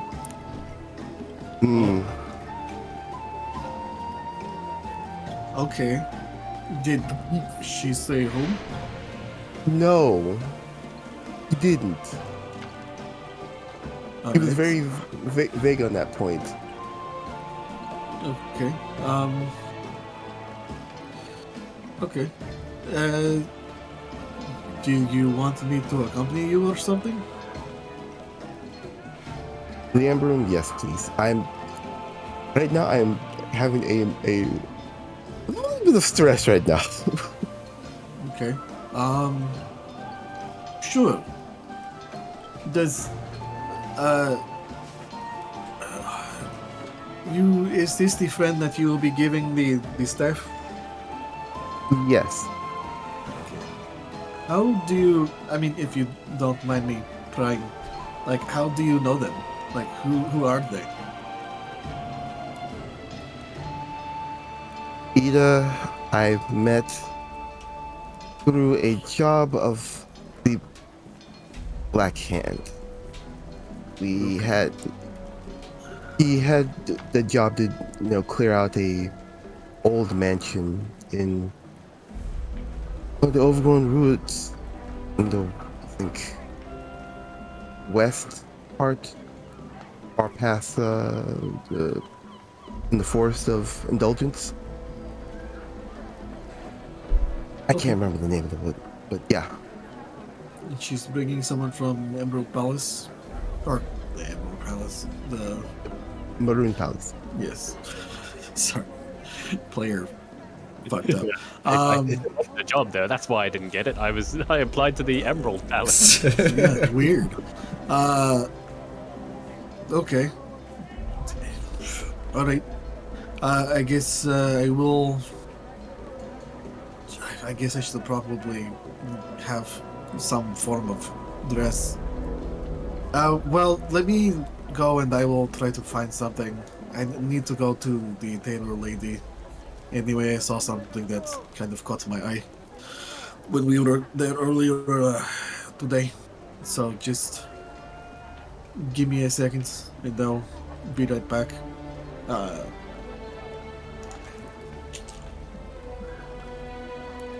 Okay. And it's like, do you want to come with? Sure. They'll get my. Let's go. Ruski doesn't know that you just came from there, so it's just like. she just come right back in. Just her mind is, her lost in her own mind. Liska will come back in and let's see, because she grabbed some random stuff earlier. That was the Mantle Spell Resistance and something else. I think that might have been it. That was just a mantle. Yeah. She sold some stuff to get it, but Good lord, 20,000 gold. Jesus Christ. Well Should worth the purchase, I hope. I mean, for spell resistance, yeah. Oh yeah. Yeah. Someone like Liska? Hell yes. Yeah. At this point, Liska's entire outfit is gonna be no crits, spells fuck off, and I will hit you with the force of a truck. And you will not leave this area unless I say so. I am the combat equivalent of talking to a brick wall. The immovable object. So yeah, she's going to come in and to Lady Talakwa. Talak. And just be like, hello, I am looking for something that I am accompanying my friend, and she motions to Dejar to the Ember Room. Ah, yes. Your friends just recently purchased a rather fabulous outfit for the Ember Room, if I might say so myself. Oh, nice. We do have a varied assortment of various fine clothing for just such an occasion. I am sure you can see on the walls here, and she points to, and she kind of gestures towards this very vibrant assortment of feathered clothing, feathered cowls, feathered mantles. It is this veritable cornucopia of very sort of bright, flamboyant look at me outfits that could very well fit within the general theme of Itzel. It's like, okay. What about? I mean, I obviously do not have much time. Is there anything that would allow me to choose, like, my? Do you have any magical means of choosing my outfit at will? Ah, right. She kind of thinks to herself for a moment. Looking at the Moonlighters Masquerade. Yeah, yes, that's what I'm thinking.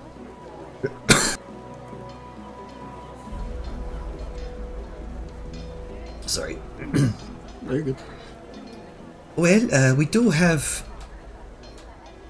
this, and with that, she kind of takes out this very elegantly carved wooden box, and kind of slides open the lid, and you can see within is this glistening feathered mask, sort of embroidered with these beautiful filigree stitching all across the edges.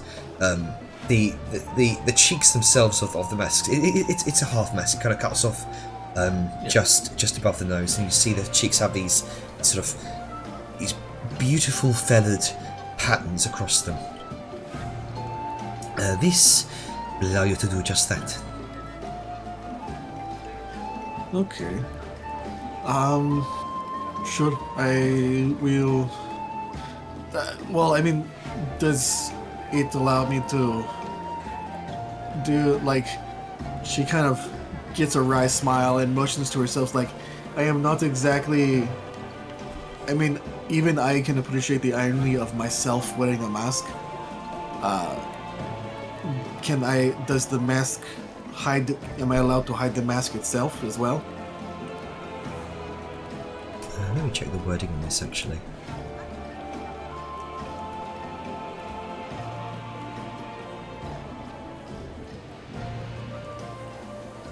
And change the colours of the mask as part of this illusion.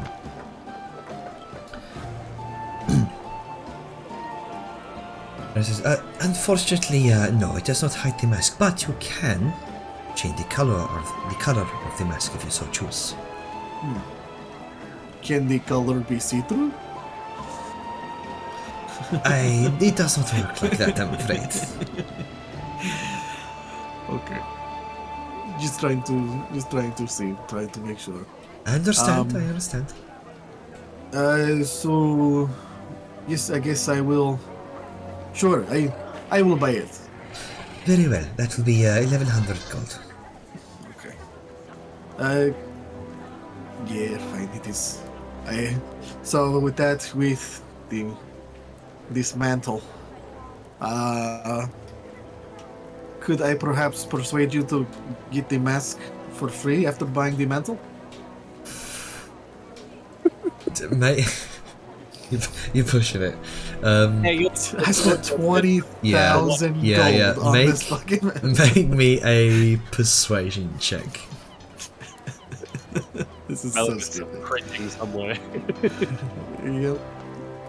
Zerth is like, alright. -1. 12, alright. 12?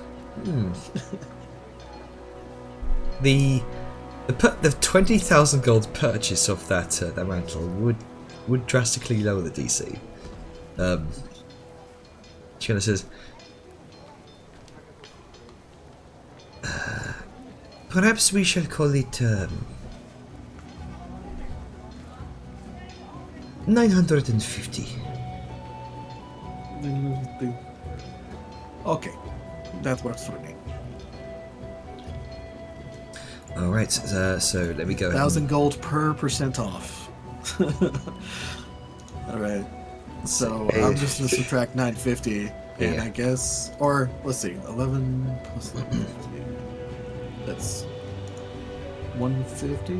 I can actually just modify the buy price. The buy price. It's okay. I'll just add 150 to Okay. my inventory after buying it. Okay.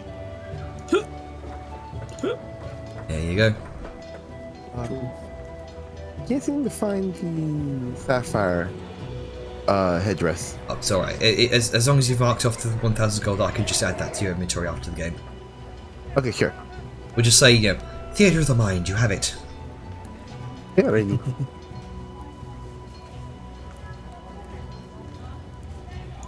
All right. Alright. Is that all you wanted to do here? Yeah, Liska's gonna kind of nod, be like, all right, fuck yeah. And she's gonna look just like, okay, I guess I could come with you.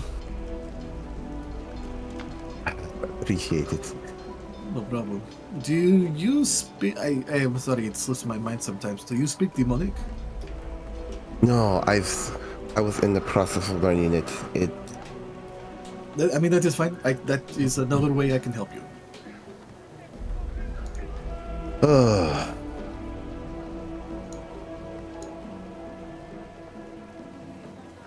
Actually, one thing I did forget to do. I forgot to add that quest.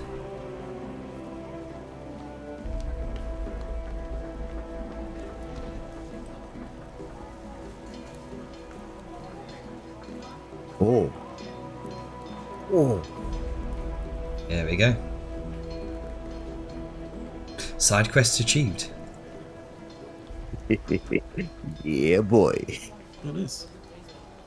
Oh, that was a quest? I was wondering why. I was like, man, why can't you buy that anymore?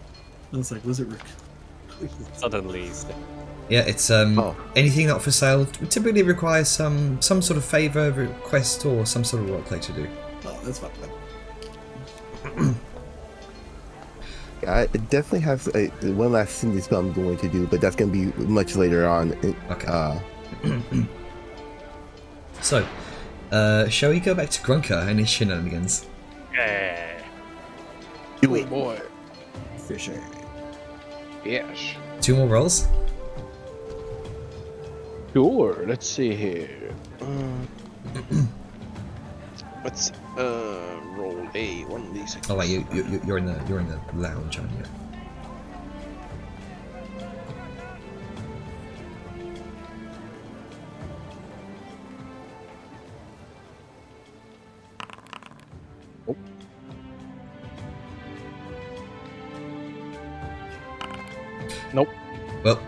unfortunate. As you and Webby are there for the next couple of hours, sort of idly chatting and squeaking with each other. Yeah. Okay. Maybe we should go and try another place next time. Maybe this was all the fish that this place had. Yeah. Let's go and see if we find something else, you know. I'm sure there's a lot of water over there. Okay. And we just kind of leave. Okay. It's just gonna go somewhere.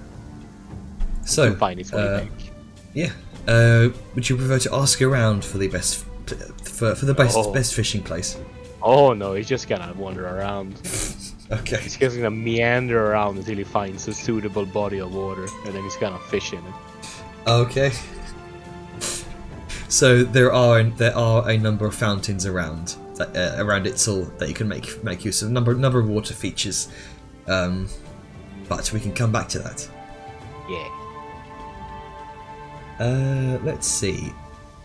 One more thing for Liska. I believe you wanted to find some sort of something suitable to wear for the beach. Well, I just got something. No, I'm just kidding. No, yeah. Yeah, she's not gonna wear a mask at the beach, but yeah, she's gonna go going streaking. No. Yeah, she's just going to try to see if she can I go over here? Because I don't remember. Oh yeah, I'm big. I'm close to almost everybody. Yeah, she has. Why am I doing that? There we go. I mean, she does have that. Yeah, she's just gonna try to find some casual wear, I guess. She has something, but I don't know if that's fit for beach. Yeah. Okay. But, yeah. It's she's gonna look for just. I guess she's gonna go down to the beach. Mm-hmm. Just get kind of a look to see who all is there. What's all. Get a feel for what people are wearing and such. Yeah, and then try to find something of that nature. Okay. You can see across a number of vendors and stalls this also what people are wearing. You see this this kaleidoscope of various colours and meticulous craftsmanship displayed. The area is filled with the chatter of eager vendors, enticing you with their arrays of offerings that cater to a diverse range of tastes and styles. At one stall, you see a collection of hand-woven sarongs, lightweight garments made from flowing fabrics and adorned with vibrant patterns and tropical motifs. These intricate designs seem to showcase this artistic fusion of Tahosian traditions and contemporary flair. Some sarongs depict vivid floral arrangement, others depict ichthyosaurs gracefully navigating through coral reefs, while other patterns, luminescent ammonites, take centre stage. Another stall displays this assortment of bikini top sashes, crafted from local fabrics and silks, boasting this absolute riot of colours. You can see a variety of styles, from vibrant bandeau tops that exude a sense of playful elegance to sleek tube tops in various sizes. You can see meticulously handcrafted seashell jewellery, which sort of glimmers in the sunlight. You can see showcasing necklaces, bracelets, anklets adorned with arrays of shells, each piece a testament to the artisan's skills and creativity. And among this sea-inspired collection, you even spot a bikini tops fashioned from pairs of clamshells, sort of transforming into this sort of unique and eye-catching attire. I don't think Liska's going to get her aerial Yeah. mermaid top off. Sorry to disappoint anyone. Yeah. But You can see. yeah, I guess the bikini tops, or yeah, like just bikini tops, like a light sarong, and like perhaps like bikini bottoms, I guess. Yeah. Yep. You can see also sort of other form-fitting garments, particularly hand-stitched with supple leather. Excuse me. Dusty on this beach. It is indeed. You can see a leather halter top, a pair of snug-fitting shorts, providing that could very well provide both comfort and allure. You can see. Booty shorts. Yeah. You can see intricate body jewellery, shells, beads, feathers, sort of all harmoniously combined to create these sets of exquisite adornments. You see handcrafted wooden accessories, from the wooden hairpins, combs, bangles. Each exemplifies the skill and artistry of the craftsman. Yeah, Liska's gonna see, or Liska's, I guess, going to just get a, just kind of like your basic outfit, not much, like, she's gonna get bikini top. Not one bottoms. For flair. Nah, she's gonna draw the eye enough, so. But she also, like, if there's some that have some jewelry adornments, sure, like, is there whatever is the base, like, kind of low to mid tier outfit that she sees, that's what she's gonna get. Yeah. Like, if they have like some adornment, sure, she's gonna do that. Like, if she can have a basic outfit with a sarong that has like some design to it, and that will let her be that will heighten the fanciness. So yeah, she's gonna get kind of a base decorated bikini, and spend a little bit more to get a kind of decorated sarong to wear around her waist. Okay, I'll say just mark off about 5 silver for this. Okay. Dejar, are you with Liska? Are you doing anything here? Black Spice? Oh no, he's muted. There you go. Where? Are you? Can you repeat? Are you currently with Liska? Are you perusing outfits to wear in the beach? Yes. Okay. Is there anything here that particularly catches your eye? Something. You guys are probably looking for like a conservative outfit, like something similar to a sundress. Okay. Yeah. That's easy enough to do. Not exactly like your typical sundress here in Tanzania, but something similar you can probably find. I could say just mark off a silver for that. Oh no. Oh, I know.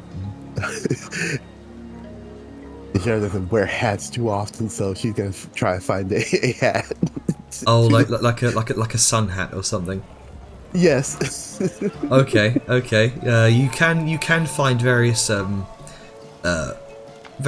hats woven from these finely cured grass and straw fibers.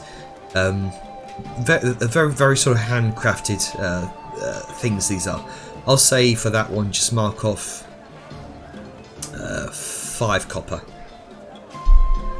Okay. And done. Alright. And as you kind of turn the corner, you see what looks like the familiar sight of Grunker, but he appears to be fishing in a water feature. kind of like to imagine that it's like one of those tiered fountains Yeah, that has tiered that has fountains. like a pool of water, then it's like it runs into like a bigger pool of water, and then Yeah, it's yeah, bigger yeah. than the bigger pool, and he's sitting on like the highest one, and he's like casting down into one of the lower ones, and he's just sitting there with Webby. I like to imagine he just sat there with his line cast into the middle tier. Yeah. While sitting on top, where you're probably not supposed to sit, but he Yeah, doesn't care, he's fish. You're going to quietly come up to Grunka. Well, I assume he's like quite a couple of feet up from the ground. Just The climbing Muski's up. gonna come up to him. Like, yeah, how are things going, Gronka? Oh, it's going good. I did a fish once. 2. 2 fishes. I know. That is impressive. Yeah, now I'm fishing here because the other place dried out. Where did you fish earlier? What's the place called? The what? The place where I fished. What's The Crescent Falls Resort in your Room. room. in my room, in that like pool of water that we had. Did y'all just hold on? They were fishing there?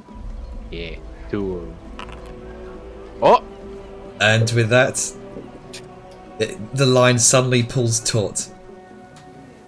Please boy. describe this event. What? Let me just see what I get first. 1d20. Okay, it's the same thing again. Okay. Okay, so Grunka, he's sitting there. He's like midway talking, and then suddenly I assume you guys are like looking at him, and then when suddenly the line goes taut, and you look at the little floaty that he has, and then suddenly there's a fish there. Make wasn't a strength saving throw for me. Okay. Let's see. Rage fishing. Eh. Well, I'm not raging right now, so it is just a normal one. Let's see. That's saving throw. Oh no, I fall down. You are immediately pulled off of your ass, and you fall arse over tika down the tiered, splashing down the tiered waterfall. Boom, boom, Oh, boom. oh yeah, Okay, Sushi. Gronka. Oh yeah, Sushi. Oh yeah, Sushi. I was fishing. Let's chase after him, try to get him. Yeah, he's just like bouncing on the border, like do do do do. He's doing a homer right now. like, Yeah, like it's like being dragged by the fish through the water feature. Yeah, it's just swirling around, encircling the water You're water feature. walking, you can't go beneath Yeah. the water. Yeah. Bouncing around on the water. Like, Man, oh, that you big suck. one. Yeah. Yeah, Liska's You're gonna chasing try to Liska. find. Liska's gonna try to grab him and like get him to solid ground. Make a strength saving throw. Let's go. All right, He's a big fish. I tend to be good at those. Yeah, 19. You Yeah. catch him, no problem. And the line pulls taut. Hold me still. I'm just gonna start reeling it in. And you reel in this familiar sight to you, Grunka, but very unfamiliar sight to the rest of you. This very large fish, this very large emerald fish with these sort of bright metallic copper-like bands around it. I imagine it's kind of like that fish. Fuck, what's it called? It's a fish that exists in the Amazons. Piranha? It's no. It's like one of those. Is it called like a snakehead? Oh no, the Arapamia. Oh, those. Sure. Yeah, like one of those. But it's like emerald green and like kind of coppery. Dude. Interesting. Yeah. Oh, yeah, those things are huge. And I imagine it's probably about the size of Grunka. I mean, would probably be bigger, honestly. Yeah. Yeah. Yeah, Liska's gonna like, I guess, pull Grunka and the fish up and Yeah, so set them it's on dry funny. ground. Yeah, so It's like she caught a Grunka who caught a fish. yeah. So she's basically like Grunka basically is holding the rod, and then Liska is holding Grunka and is lifting the fish out of the water while Grunka is holding onto the rod. This massive fish emerges from this relatively small looking water feature, and you've noticed at this point you're gathering quite a spectacle around you. A number of individuals have kind of stopped by to gawk at this scene, this ridiculous scene. Yeah. Oh, he's gonna. He's good eating. Good eats this one. It is how. That is weird Good that it has eats. these fish here. I feel like it should not have been here. Well, Have you eaten this type of fish before? oh, I was. Yeah, I ate some smaller ones earlier today with me and Webby. Yeah, caught in the place we sleep in. How do you just please tell me how in the world did you catch something small Oh, I like guess. that, right? And in the spot? Oh, What we I'm stay just at? patient. You know, you gotta be patient. Dejar and Liska, can you? I'd like both of you to make me on Arcana checks. Sure. Let's do this, guys. Come on, nat 20. Oh, I can't. Oh, we can wait. What is it?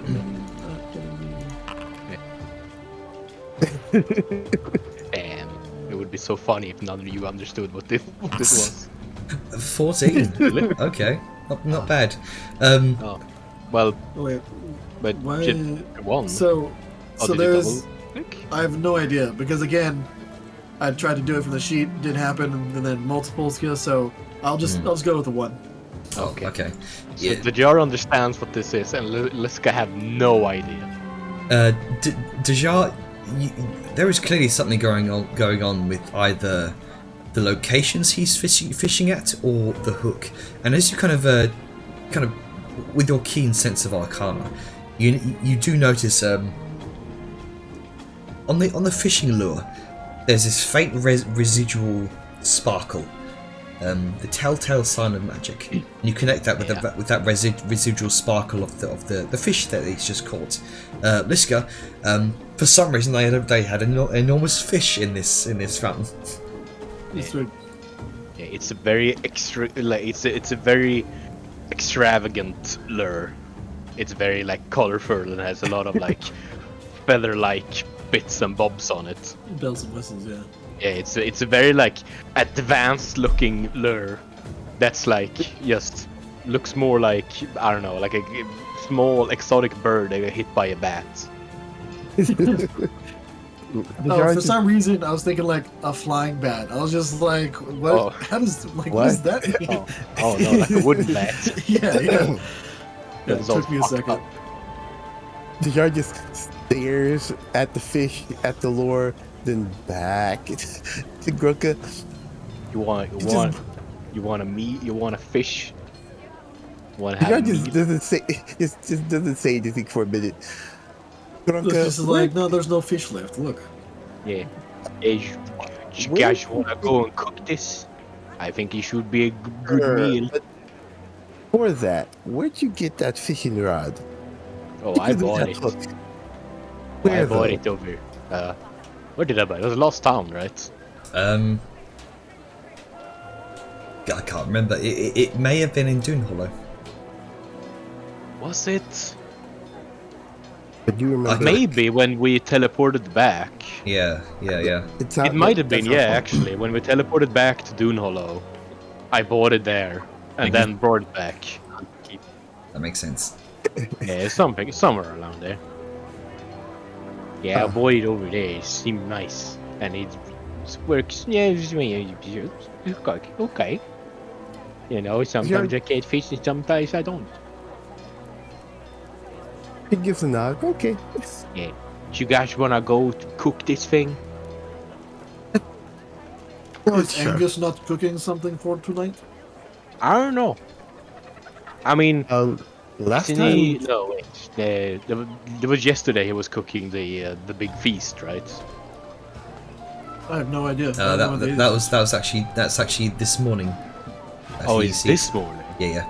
this morning. Okay, so And- he's busy and- doing that right now, right? Yeah, and later on tonight, or this afternoon is that feast. Okay. Oh, he's doing the big feast, remember? But you know, I'm sure it's a couple of hours left. You know, we could probably have this as an appetizer. Yeah, sure. He Okay. actually got a ghost to do any work for him, so he's free. Okay. So yeah, I guess Grunka just gonna like take them back to like a street grill that he walked past sometime, and just like, oh, I remember this place I walked past like 2 hours ago. I know exactly where it is. And he just kind of like go over there and then present the fish, and it like takes up the whole grill, and they just grill it. Yeah, Liska's gonna take this Fish. time over like the next couple hours to attune to the items that she needs. All right. Yeah. Let me double check. I said I don't think this fish does anything special. It's just food. Yeah, it's just it's just a day's worth of nourishment. It's like a good berry, but a fish. It's a good Don't fish. fill yourself up on fish before the feast. I can manage. Liska, What just- is it? Yeah, it just says nourishment. I can still eat. Yeah. I just don't need to eat. Suckle on the fish for a while. It's like Don't being say like it that way. it's like having an IV drop when you're in the hospital. Yeah, And you it's- just get all the nutriments like Yeah. shoved in you, but you don't actually need to eat. Oh, fair enough. Yeah, it's You're very weird. My sustained. cousin had that. But yeah. So yeah, that's just that's how I imagine it. All right. So yeah, they're gonna do that thing, and then you just gonna do that. He's gonna like skip the next fishing and just do this. Okay. Fantastic. I'm Well, glad it worked out. It was funny. very well. I love Grunga's little fishing moments. Yeah, I also love that Liska literally have no idea that it's magic. She's just like, oh okay, I guess he has Well- caught a fish here. Well, yeah, like she's like, I've never been in this place. Maybe they do put fish in fountains, but then like you caught him. She's just like, oh, there's no more fish left. Oh well. And Yeah. another time you caught one of the druid hunters, and she was just like, what the fuck, Grunka? Like, don't do that shit. Yeah, don't do that. Yeah. But yeah, so next person, I guess. Let's see. I think next up would probably be the feast itself, unless anyone has anything to do, anything they want to do. Yeah. Ducky, do you have anything? Ducky's feeling under the weather. Right Yeah, yeah. Oh no. I'm not really feeling that well. Okay. So I would like to just be doing her downtime before heading out to watch the feast. All right then. She It- wouldn't want to miss Angus showing off. Yeah. Okay. I mean, if you want to hop out, then feel free. Did have a thing that's related to the feast. Yeah. By all means. Do with Angus. Yes. I remember we had a scene. Yes. He actually set that ghost up because he wanted to go out and do errands. Yep. So, he has to go to the cloth lady and pick up his outfits.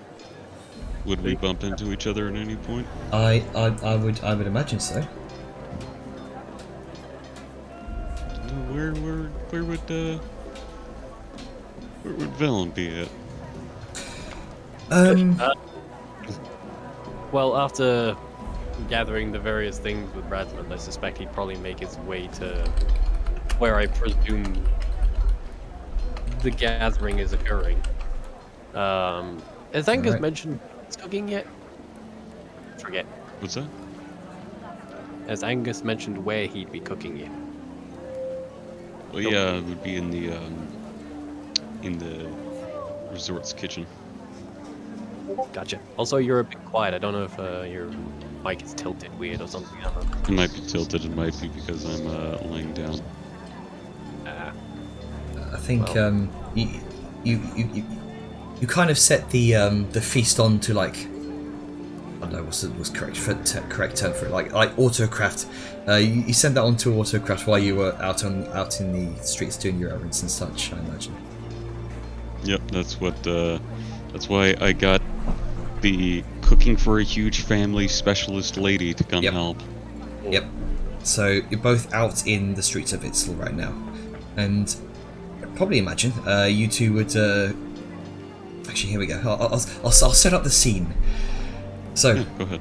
As you both kind of peruse the streets, you hear the sound of a ball being struck back and forth between a group of children, and as you kind of get closer to this one section of the streets that sort of bifurcates between two other streets, you can see these children are sort of dressed in colourful clothing adorned with feathers and shells, and their faces are sort of painted with intricate designs.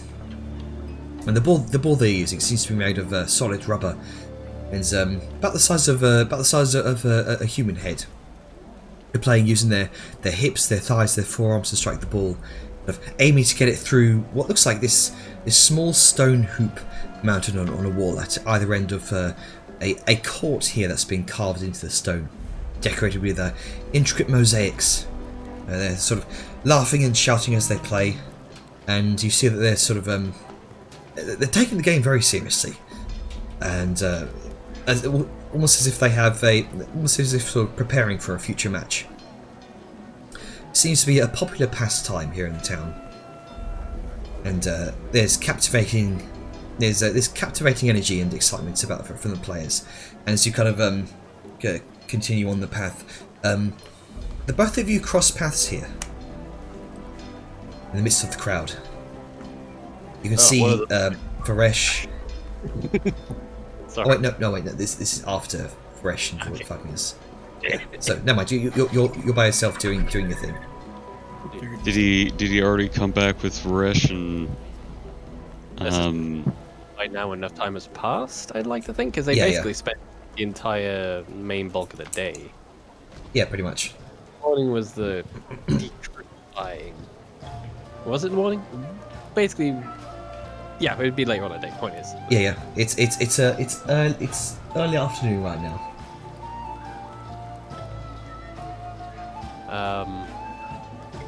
Sorry.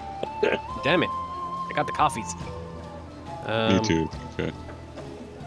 So we'd see each other in the street, is what you're saying, yeah? Mhm. Just to get back off the springboarding. Yep. Go ahead. Angus is there watching the kids play the ball, and his arms are absolutely full with looks to be like linen sacks of just cram-packed of cooking ingredients.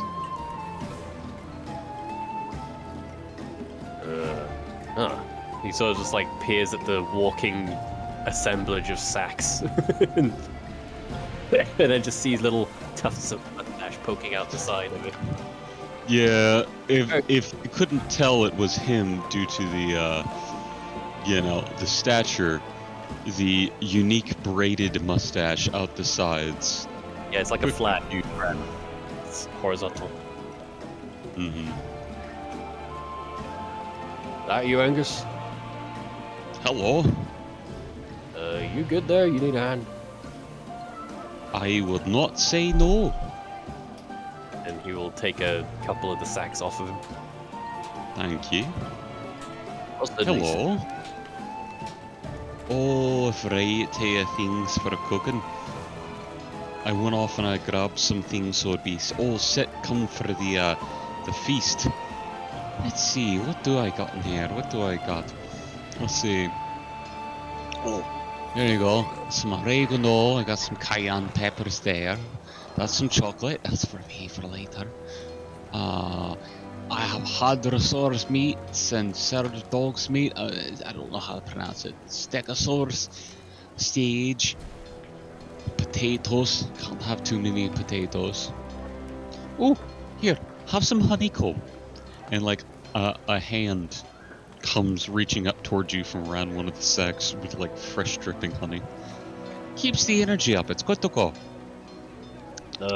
Sure, thanks. And he'll sort of just rearrange his hands to hold the sacks and just take it and just eat it immediately. Wipe his hand off. Mm. That's very sweet. Yes, it is. Right, we were, have you got fish in here, or is there plenty of fish back at the kitchen? There should be fish there. I think I got some. I grabbed some squid. I should have some lobster. I can get more fish. Might be an idea. I think I mentioned it earlier about sushi or something like that. A particular factor. Is that one of them orcish things? Nope, because well, maybe. I don't know. I'd like to think I've heard of it, but I have no idea. You're the culinary expert. You have heard of sushi before. That's typically Emperor Celestial Dragon bullshit. yeah, I didn't yeah. want to be completely stereotypical and assume it was from the Asiatic nation. Sorry, continue, Jenna. Yeah, it's sorry. It's a common it's a common thing in the regions of the Empire of the Celestial Dragon. It's typically raw fish with various sources such as kimchi, another regional food, a sauce. Okay, so Vellum might have heard of it but not know a lot about it. But yeah, alright. Well, hopefully you know how to make it. If not, it'd be interesting to learn. Well, it's a good thing we're right here in the markets. I'll go buy some now. As he just hefts the sacks and rearranges, going over to another stall. Take an extra sack away from Angus so we can actually navigate the stalls. Oh, thank you. Oh, you know, that reminds me. Speaking of, how was your day? It was alright. We went for a nice walk. Got a couple of things. Oh, I got a bucket of scorpions. I'll mean to talk to you about that. Scorpions? Yeah. I thought it might be interesting to have a bit of flavour from home, and well, it might be out of your wheelhouse, but I thought maybe I could teach you a recipe for once. That'd be quite fun and down to learn a new recipe. See if there's something I can pick up on there. It's I a little. imagine something nice and hot and crunchy. I ain't much of a chef, but it's a bit basic. But I figure if anyone could turn something basic into something big, it's you. Vellum. My favourite food is potato bread. It doesn't get much more basic than that. Well, fair enough. Sometimes... Yeah, no, I'll take 3 of those. Sometimes basic is perfect. Well, I can. Do you want me to run you through the recipe now, or wait till we get back to the kitchen? Sure, let's go for it.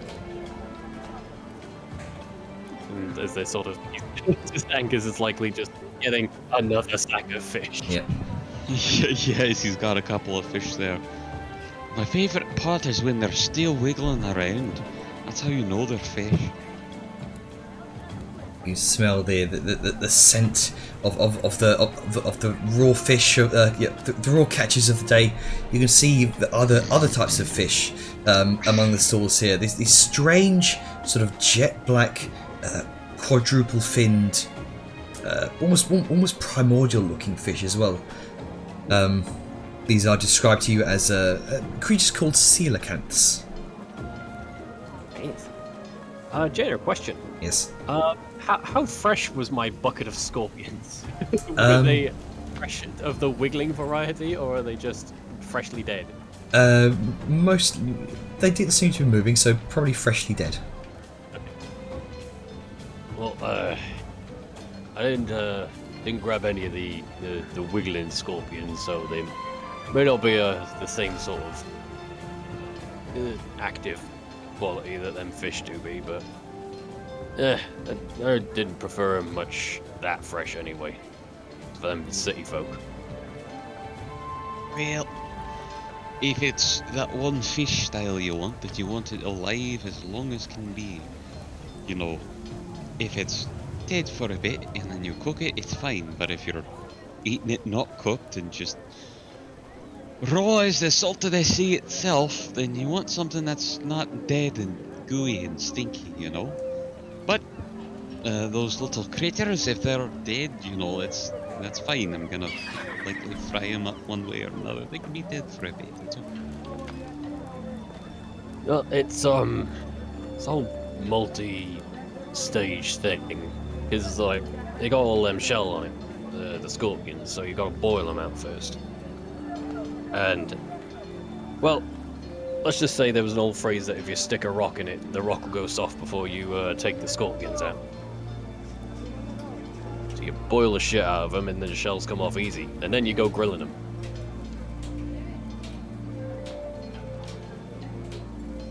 Sorry, I'm holding back. You boil the scorpion and peel its shell off. Yeah, because if you go trying to just pry all the shells off, then you might take a good bit of chunks of meat with it, or risk just mangling the meat altogether. Do they have muscles? Are they like a lobster? I thought they didn't have. Well, it's less about the muscles, but how clingy it is to the shell. That's holding it all in, so it's all just together. But it's easy enough to come up and you boil the shit out. I can't remember. You know, that gives me an idea.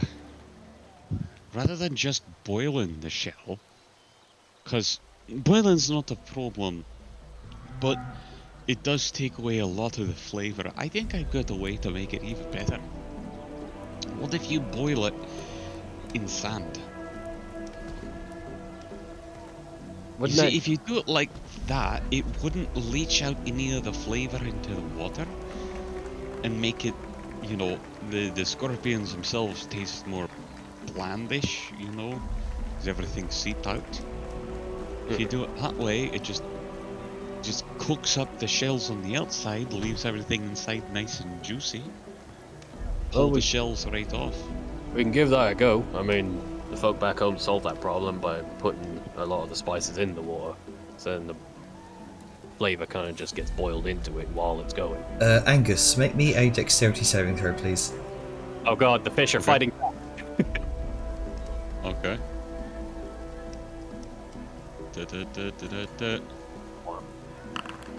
Hey, that's You not terrible. just about narrowly managed to avoid this kind of head-sized leather ball that doom, and you kind of step aside right before it has a chance to knock all of the all of your supplies and food out of your arms.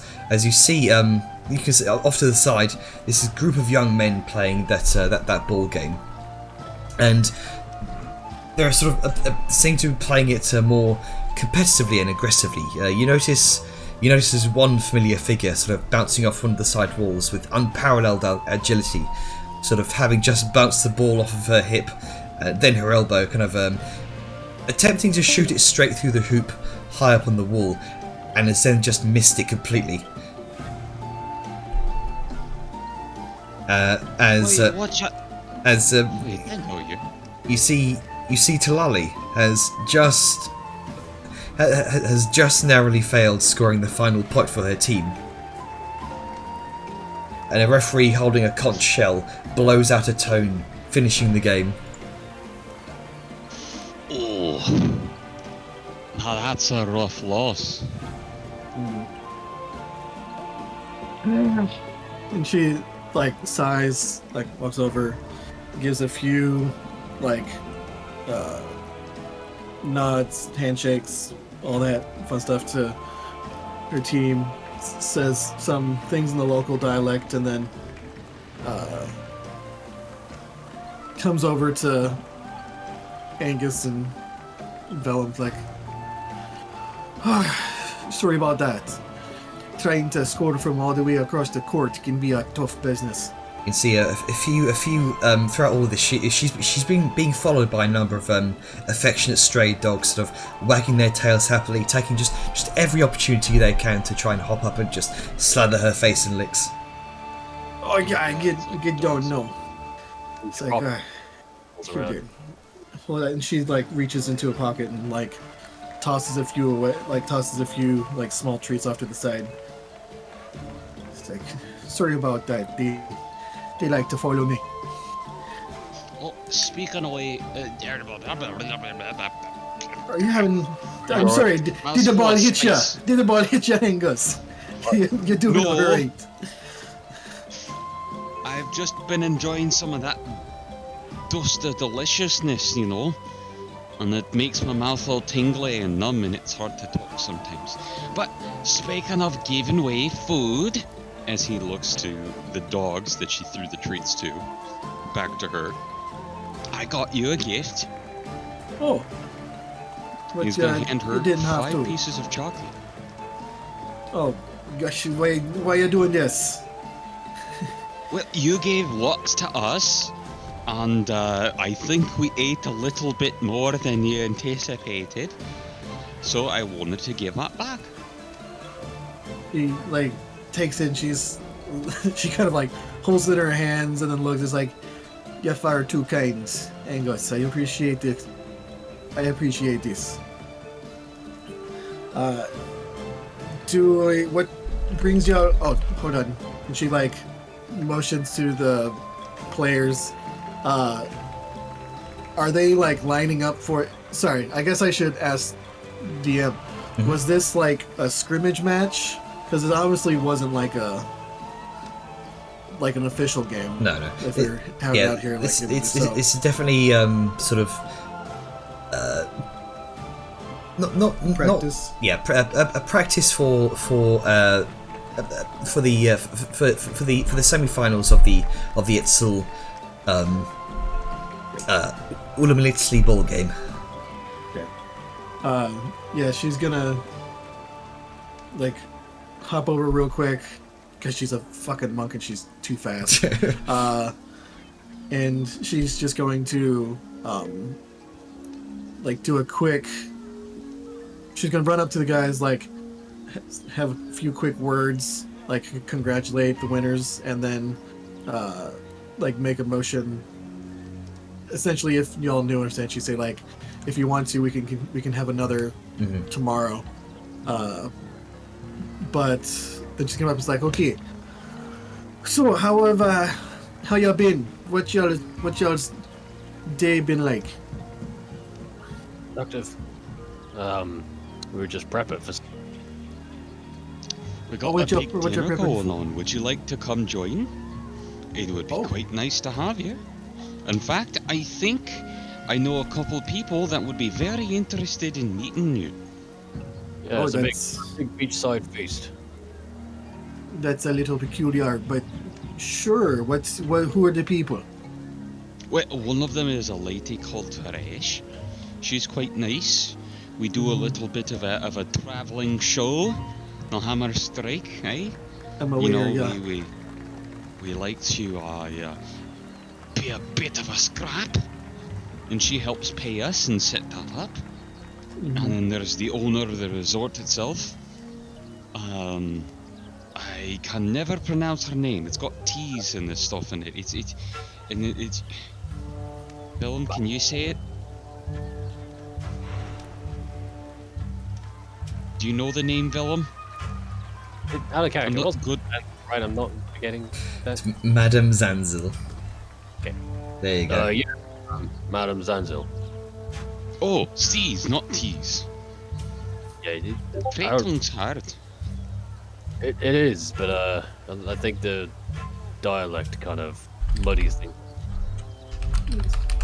Zanzibar, yeah. I Sure, she owns the resort that we are.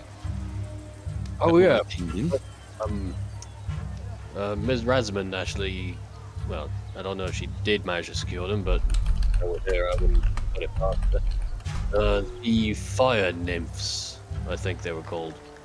She pulled a few strings and plans on getting them to show up as well for entertainment purposes. Oh, speaking of folks showing up, not only would I like to invite you to come, because I think you would be a great guest. I'd love to introduce you to Rasmund. I think you two would get along swimmingly. But I met some friends and I got a great job. I need to talk to Liska about it sometime. It's some Hunter's Keep business, as he looks up and says that to Willem. But I met some nobles when I scouted out the Imber room.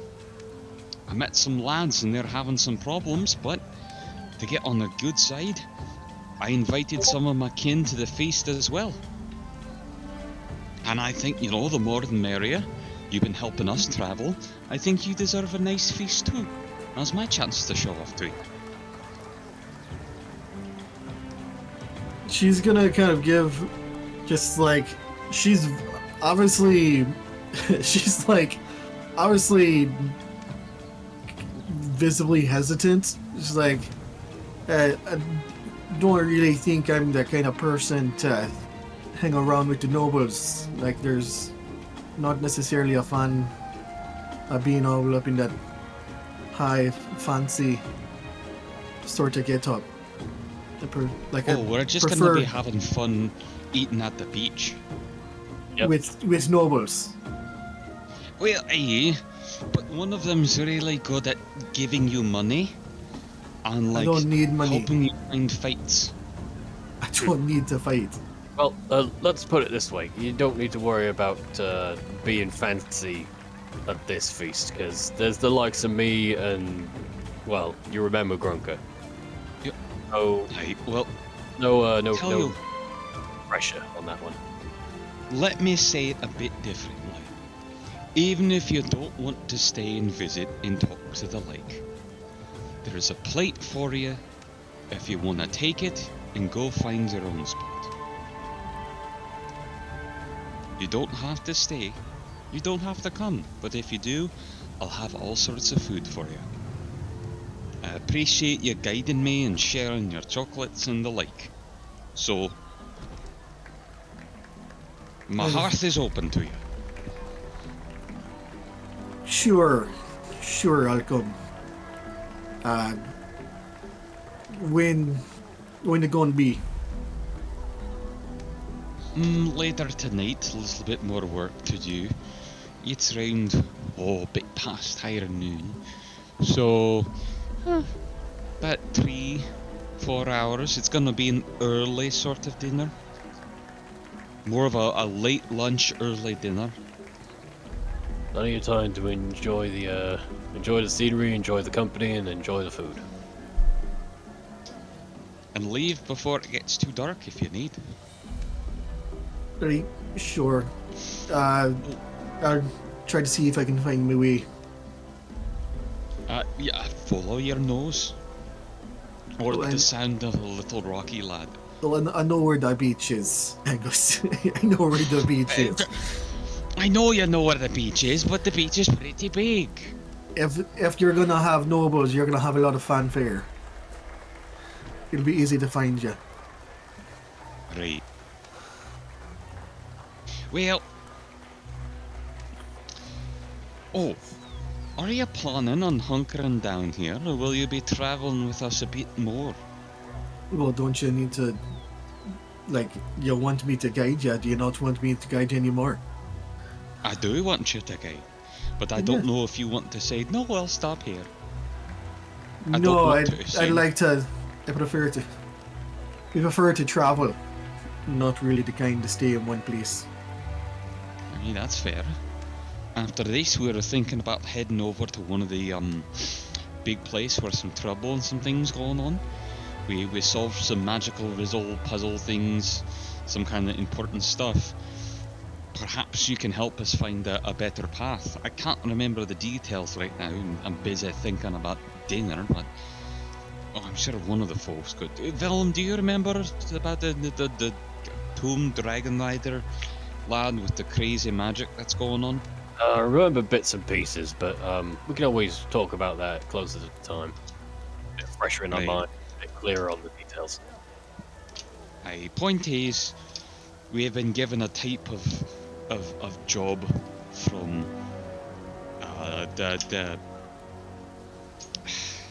the giant gold guy that lives up on those islands that we saw. Itzil. I can't remember his name. The Itzil. library man. Okay, yeah, I know who you're talking about. Well, I had this. She just said his name 3 pyramid times. thingy. It's fine. Oh, sorry. No, it's fine. Hold on, let me so shift you got a the fish puzzle are here. flopping right next to my ear. Understand? Let me Who's understand. You're close enough. So what quest you get? Like I was there. Is this when you need to go get the pieces from the tomb or something? Yeah, You're we gonna have go the meet- pieces. We're supposed to meet this lady there. I don't know demonic. All right, Damon Lan, as he looks up to Willem, what's the not rude pronunciation of the important lady's name? I don't actually know her last name. I think Dajar only referred to her as Ida. Oh, okay. I didn't even know that. Ida. Ida. Okay. Point is, Think about we're this. supposed to meet her there for like... The cheese. What? You know that cheese, Edam? Oh, Edam! Yep. Yeah, alright. Lady Edam. Just take the M off and there you go. Ed? Close enough. Yeah, okay. Talala's Lady Edam. Talala's just like Yeah. watching this man butcher names. Just like what the fuck? I'm sorry. My tongue's a bit numb and I've been having an excessive amount of alcohol to win a bet. I haven't quite gotten rid of the poison out of my systems yet, so I'm not walking a straight line. I can tell it. All that fish is probably not helping.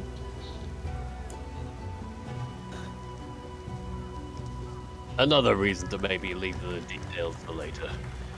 Yeah, details for later. Point being, we're wanting to make a detour, not just to the capital, but to go do the thing for the lad that I solved the puzzle for. Or, well, I had the puzzle piece for. He solved it. Were you okay to lead us over there as a little detour, but I'll buy you Yeah. more chocolate. If I recall To the correctly, tomb of the Dragon Raider.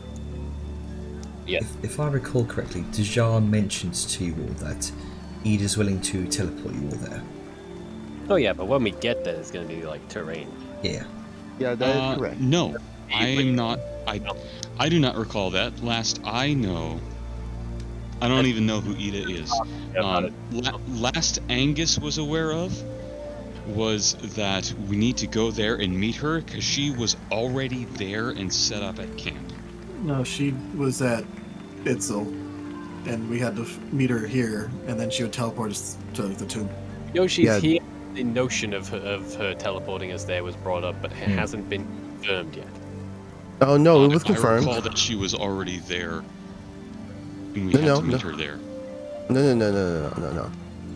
The yard did sending, confirmed she was in Itzel, confirmed that she can teleport us to the Tomb of the Dragon Riders and teleport us back.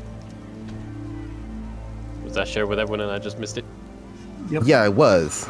Okay, I don't think. then we both missed it. Yeah.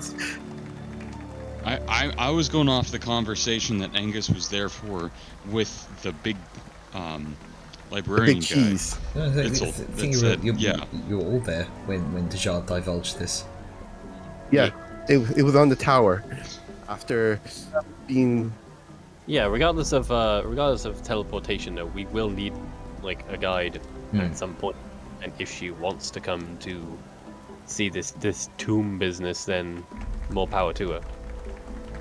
There you go. If not, yeah, I thought we were manually traveling. No. Again, I misunderstood. I think it was because like we'd have to bounce back to the library, give the ship Yeah, that. anyway. Yeah. Save us the whole travel time. Just go there, pop there, go do the thing, and then pop to the library. Easy peasy. And then back on the road. Exactly. Either way, getting back onto point. Well, we'll be bouncing around a little bit, but we'll obviously be back on the road in a good amount of time. And if you want to come see that tomb, if it's piques your curiosity and your adventurous spirit, then we're more than happy to have you along. Yeah, of course, it's in the Kingdom of Banzal anyway. Don't you need to go to his temple? I was just about to say, I do need to go talk to him. I need to get a hold of a lad that he's got. It's alright, yeah, sure. Be happy to help you. Sure. If I can come with, if you need a guide to go around the lot of grasslands. It'd be useful. Better to have a guide and not need it than being ass backwards lost for 2 weeks. Yep. True. Go though, I guess a way to prevent that is if you find a river, just follow the river south. Eventually I'll get to where you need to go. Huh. Good to know. South? I thought it was north because that would leave you up the river to where it comes from. Get you up into a mountain. She kind of motions around, like, you see any mountains nearby? No, that's fair. It's like, yeah, travel south. Try to southeast if you can. Eventually, if you're lucky, get to the Kingdom of Zukoto. The priestess would be very nice to see you. Well, I'm hoping it'll all go smoothly. Right. So I guess I'll potentially see you later tonight. Hope so. It should be a good time. Alright. Well, I need to go get these guys fed. She kind of reaches down, pets the strays, and see you later. Well, good. take care. If you want some food, offer a stance. Okay. Can I bring dogs? Yes. You know, she's attracted a couple more strays as well, since she's been talking to. She's just like not even paying attention, tossing out Yeah. like treats to the few that have So used to come it. in. Yep. Like Disney princess here. Right, these fish aren't gonna gut themselves, Angus. Should we get moving? Yep. All right. So, would you all like to skip ahead to the feast, or would you like to do anything else here to prepare? I don't think there's anything else. Want to throw in one more fishing time? There's one. There's one thing. The guys going to do some sending Okay. to the Naga in the. I think it's the. I can't remember. It's the Undercity. It's the little cavern and under towns under Dune Hollow. Kajesh. Kajesh. He's gonna talk to Kajesh. Oh. Wait a minute. I'm thinking here real quick. Yep, no If it's worries. dealing with room. No, this is dealing with Rune Gold. She'll talk to Reinhammer, her teacher in the Argus Tower. This is Reinhold.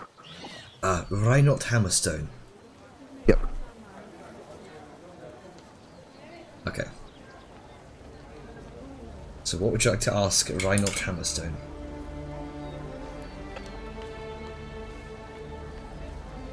And how many of these sendings do you have per day? I've used 2. I have 1 left. Okay. Give me a second. Alright, no worries.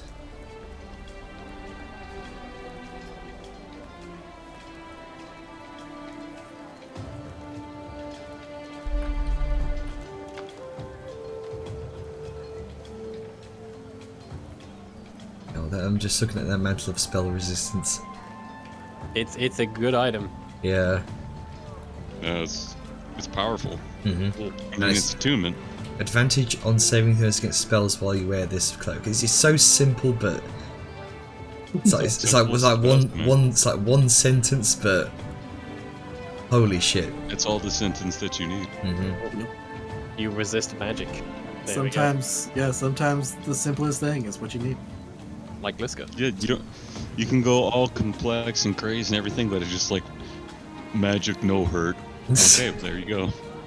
So what do you plan to replace this attunement with? I am. Is it Boots of Flying? Yeah, like I'm. Thank God. Well, right now I'm changing a couple things out because I'm not expecting combat. Yeah. Fair enough. Yeah, so she might. I mean, she might very well keep the Boots of Flying, but yeah, because Liska with flying is scary.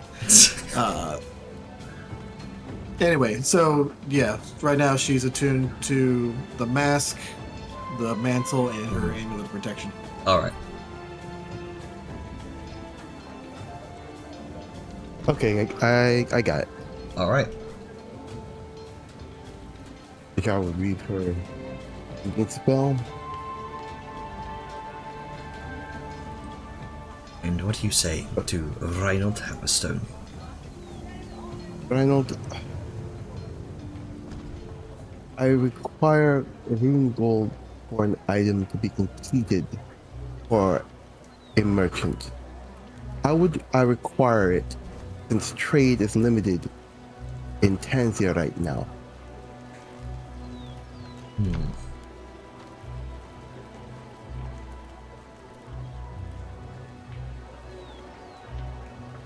The reply comes. I'm afraid that is not up to me to decide, Dijard. You'd have better luck asking the Guild of Trade and Commerce.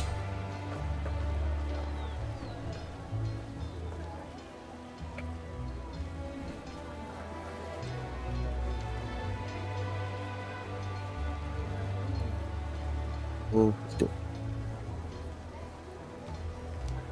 so that just leaves her one option. She's gonna have to talk to Angus about this. I don't know why, but I pictured her using a sending spell to go okie dokie. No, after you just heard that, you're like, great. There's not a simple solution. No backdoor. Just have to ask up front. Great. Impulsive sender. All right. Okay, so you can skip ahead. You can skip ahead to dinner. So We definitely party. I wouldn't want to go too far into it since obviously, Ducky's not here. We can definitely get the thing under rolling introduction, get everybody gabbing. So I mean, we still have another hour to play. I would like to. Oh yeah, I'm not saying I stop. do have a question because, like, you said that Liska's or Dijar's thing was like in a couple hours, and I gave her 2 hours to attune to 2 magical items. Like, so would that meet up with Ida happen before the feast or after? Thought the meet up with Ida in the Ember Room would be, you know, it would be everyone sort of wanting to go to the Ember Room can go there, and during that you might be able to meet up with Ida there, and that would happen after the feast. The Ember Room does seem after the feast. Okay. Sorry, Spice, go on. No, I was just saying, like, oh, after the feast. Okay, then. I was. Yeah, That's all I was gonna because say. if I recall, I think it was particularly you, Angus. You wanted to meet up with these dwarves after the feast. This would be like late evening drinks. Yeah, he invited them for dinner and stuff. He said, you know, the old lady will be there a little earlier in the day, but if you want to come afterwards, you know, I'll still have plenty of food for you. That's when we'll have the Malin kind of special food. And there'll be free beer on me. Okay. And that's the point where he introduced them to Liska before everybody goes to the Ember Room. Yep. And be like, alright, here's the person who has a job for us. There we go. That makes sense. Makes sense. Okay, so the location chosen for the feast is this secluded pier on the outskirts of Itzel. Get some more suitable music on, shall we?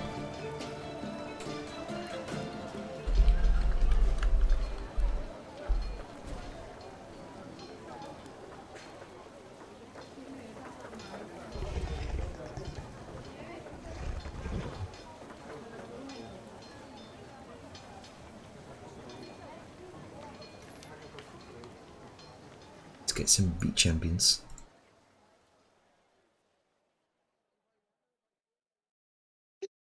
Suddenly, it's Normandy beach ambience. Oh no. Dunkirk. Yeah, let's do this. I mean, Liska's are there, so Oh, Oh boy, Sorry, Skip. Normandy, here we go. Well, Liska's storming the beaches of Normandy. oh, no. that'd be fun to see. Let's do it. Utter chaos. Oh dear. Everything seems to have crashed. No. Oh, no. It's because she's Okay, there a we go. mime, so everything has to be silent. How dare you bring your mind back to here? Oh, my Sirenscape crashed. That's why yeah, I'm not. yeah. Yeah, mine's still going strong though. You know, mine. I had to bring mine up. I was like, why is there silence? Dead quiet. Also, I hope y'all are ready to have your fucking mouths exploded. Spicy food.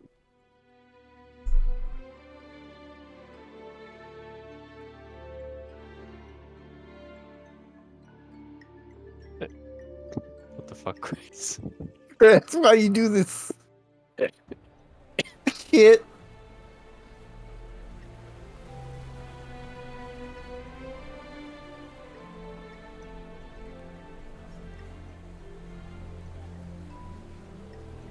So, it's the pier itself stretches out over the beaches, providing you with this breathtaking panoramic view of the sea and what appears to be, because it is the winter season, an earlier sunset than normal,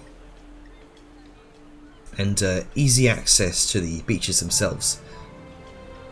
As you approach the area, the gentle sound of waves crashes against the pier, which fills the air,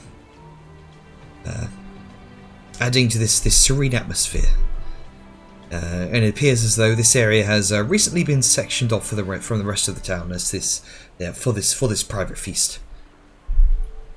The attendants from the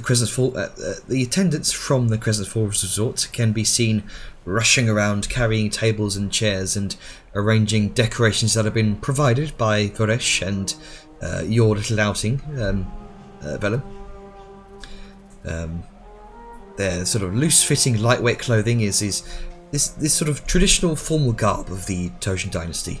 The men wear these sort of gold-embroidered tunics and sort of loose-fitting trousers, while the women don flowing dresses adorned with intricate embroideries and modest yet vibrant patterns. The clothing itself is perfect for the warmer climate here, allowing them to sort of move freely and comfortably as they work. The attendants move. They work efficiently, but their movements are calm and relaxed, as if they have all the time in the world. And with precision, they arrange these long wooden tables around a central fire pit, and cover them with vibrantly coloured tablecloths. Each table is set with these elegant place settings, featuring intricately made ceramic cups, goblets, plates, dishes. The pier itself is decorated with Tahitian-style lanterns made of intricately woven reeds and adorned with colourful feathers. And these lanterns hang from wooden poles along the edges of the pier, adding a touch of warmth and whimsy to the atmosphere. Standing torches have been placed at strategic locations around the pier, providing this ample lighting for the evening for the afternoon's festivities. The torches have been fashioned from local materials. The base is made from rough-hewn stone, tops wrapped in stripes of animal hide and filled with oil. As the flames flicker, they cast these sort of faint dancing shadows on the pier, creating this warmth and inviting space. The centerpieces of the decorations is this long rectangular table draped with this white tablecloth, adorned with an array of brightly coloured flowers, woven baskets filled with fresh fruit, adorned with ornate platters of food. For food to whet the appetite. Appetizing aromas, vibrant colours. It's the table is covered by this canopy of woven palm fronds, designed to protect the guests from the sun during the day and the evening breeze once the sun does truly set. Down by the beach, a large platform has been erected, situated a short distance from the pier.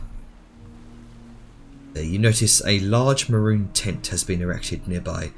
A trio of women dressed in long red robes are sort of talking amongst themselves, practicing dance routines, throwing small bulbs of fire to each other.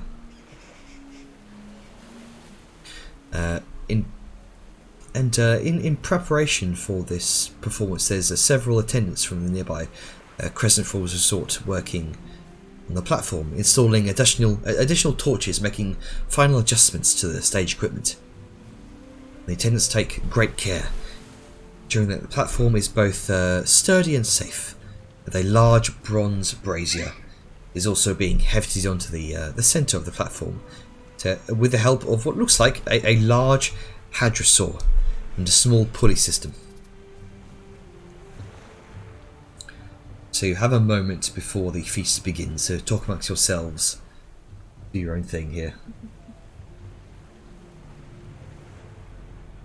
I wanna find Granny Thorga. Well, you can indeed see, sort of... Actually, no, she wouldn't be there right now. She's not currently there. Oh no, she's not here. Not set up. We haven't brought all the food out yet. You haven't brought out the food yet.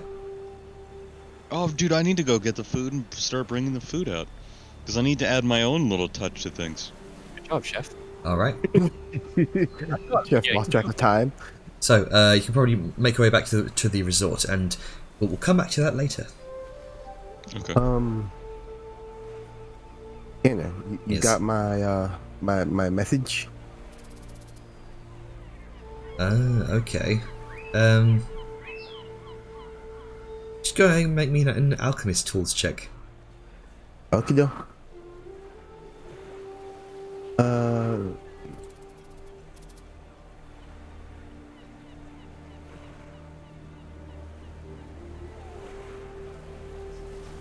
If anyone else has any Anything they'd like to speak with each other about? Now's the time. Yes. I need to make some of that damn sushi. Ah, okay. 9. I couldn't change my intelligence. It didn't. Oh, well, just add your intelligence modifier to it.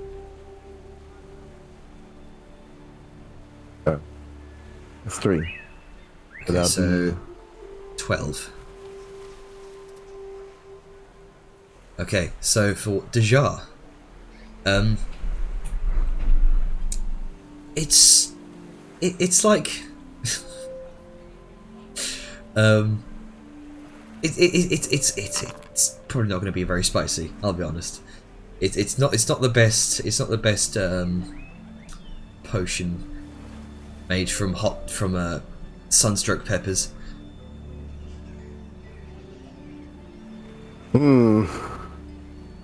Okay.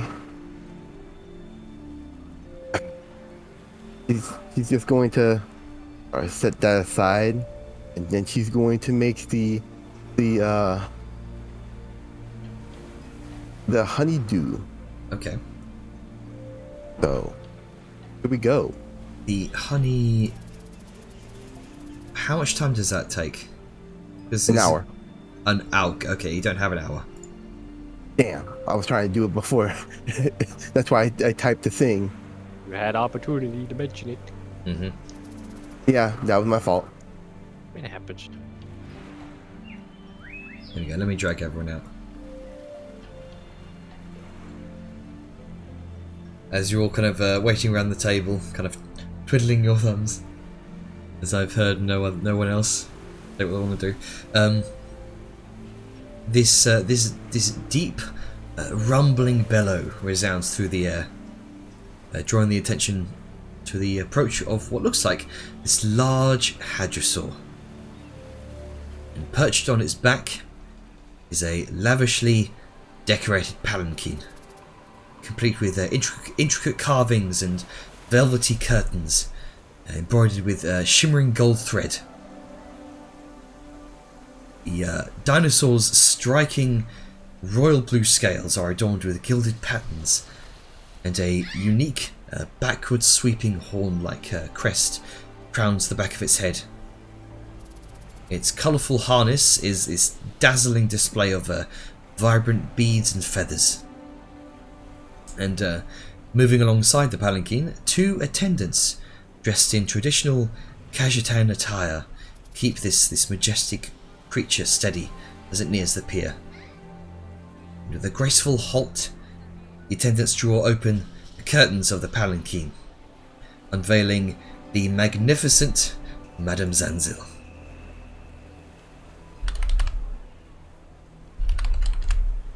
Fancy. Indeed. Clad in this flowing white gown, created from light silk that gleams in the torchlight, Madame Zanzil is this vision of opulence. The intricate golden embroidery adorning her gown sort of dazzles with the red sunlight beginning to overtake the skies now. And there's this colossal headdress of white feathers and gold embroidery tops her head.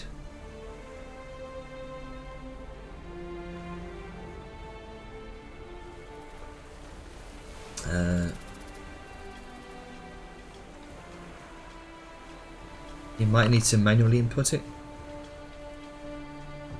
Okay, there you go. No, you almost had it perfect even. There you go.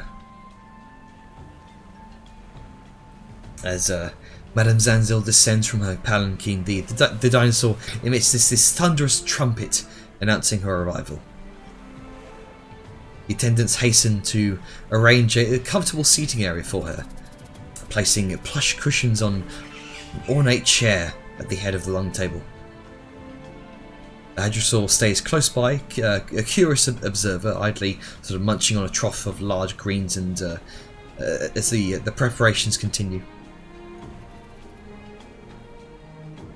Madame Zanzil strides confidently towards this towards Varesh, who's sort of finished setting up her preparations. This small smile playing at the corners of Varesh's mouth. Madame Zanzil, I am happy you could make it. And she kind of gives a small bow and greeting. And Zanzil sort of regards Varesh with this mixture of curiosity and suspicion before sort of nodding in return.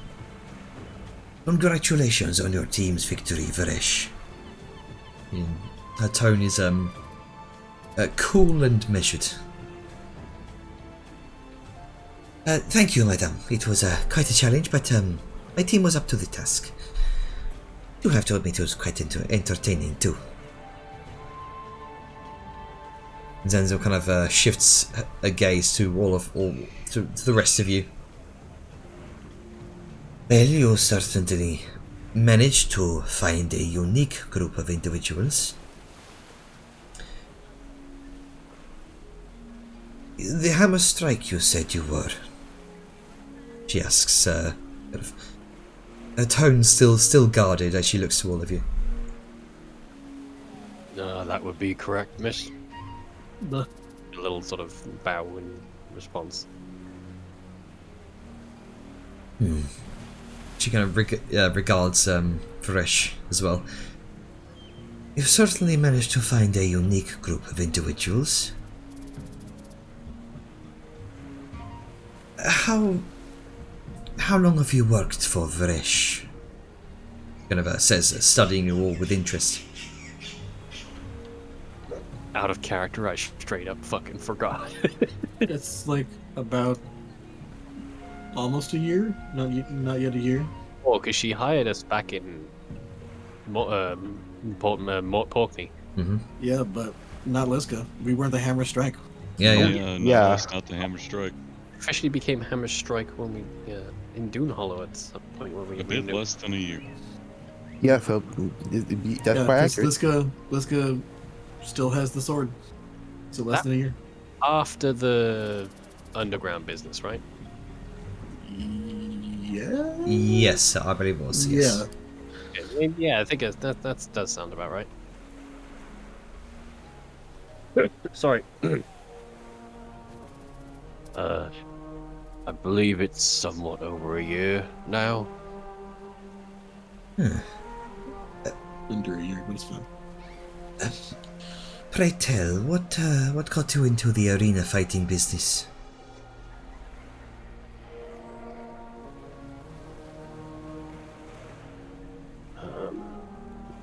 Well, I can only speak for myself. I believe it was circumstance and an opportunity to be taken for some much-needed finance.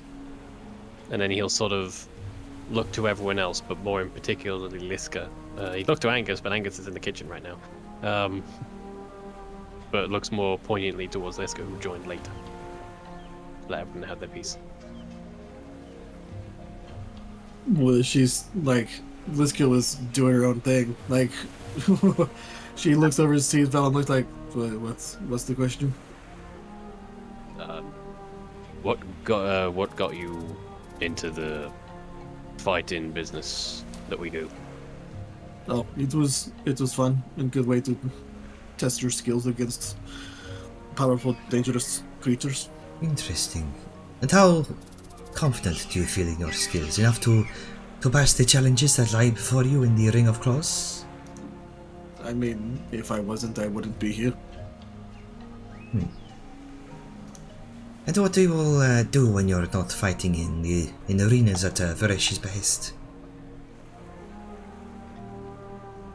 Traveling, fighting other things, Taking care of going other to a business. beach to eat a feast, you know. A number of us are also craftsmen and women of various types. Sorry. Go ahead. Me coughing, continue.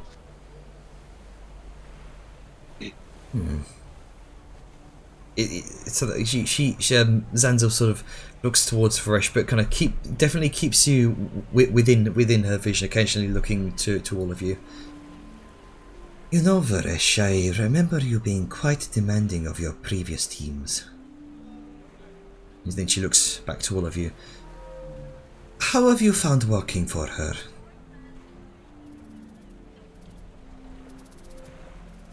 Be honest, Like, it's easy. No complaints. how have you found working for her? With her, I guess. Well, Jingla thinks for a moment.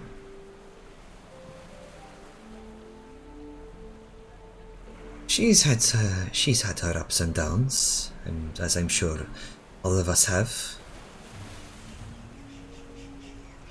And Varesh kind of interposes. I'm also sure that you can understand, Zenzil, that the loyalty and trust of one's employees are paramount in business. And I wouldn't want anything to jeopardize that. I found Miss Rasmund to be a peak of professionalism and something of a pleasure to work with. Something of a pleasure. Oh my god. Dishar just the moment that Philip says that, Dishar is just looking away. It's like Professionalism. How does that immediately? Anyway, It wasn't No. that. It was something of a other- pleasure to work with. the counterpoint. Varesh kind of bounces off of you, Willem. It's important to me that my employees feel valued and respected, Zenzil. I'm sure that you can appreciate that as a business owner yourself.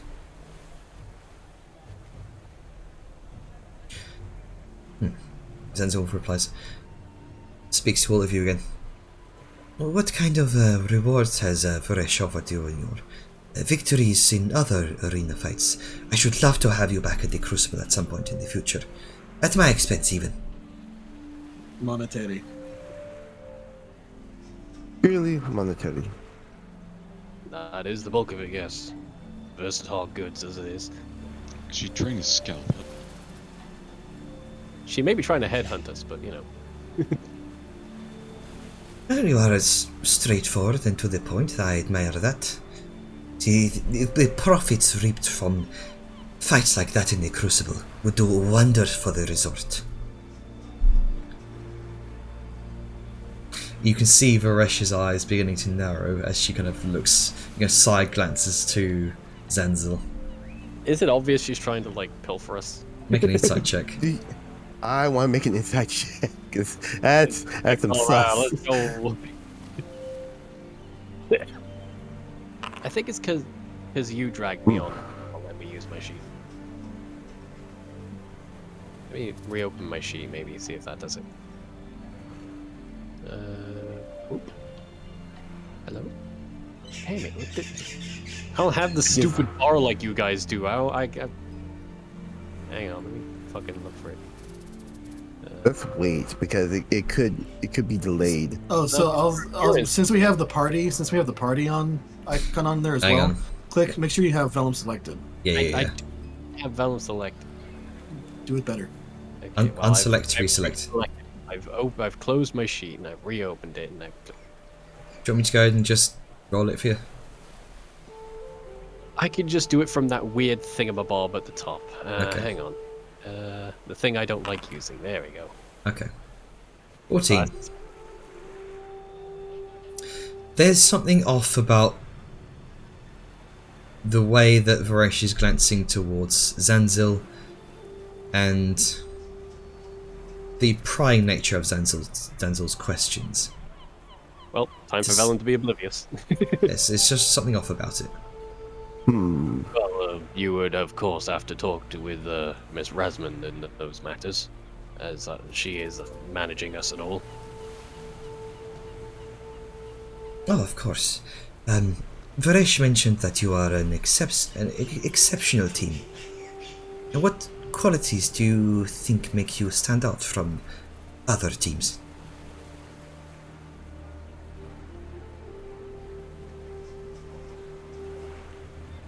Well, we have solid cohesion, and thanks to Liska here, a great deal of tactical insight. Not to mention our aforementioned crafts offer us some unique edge on the battlefield. Interesting. What do you think is the most important factor for success in combat arenas like the Crescent Crucible?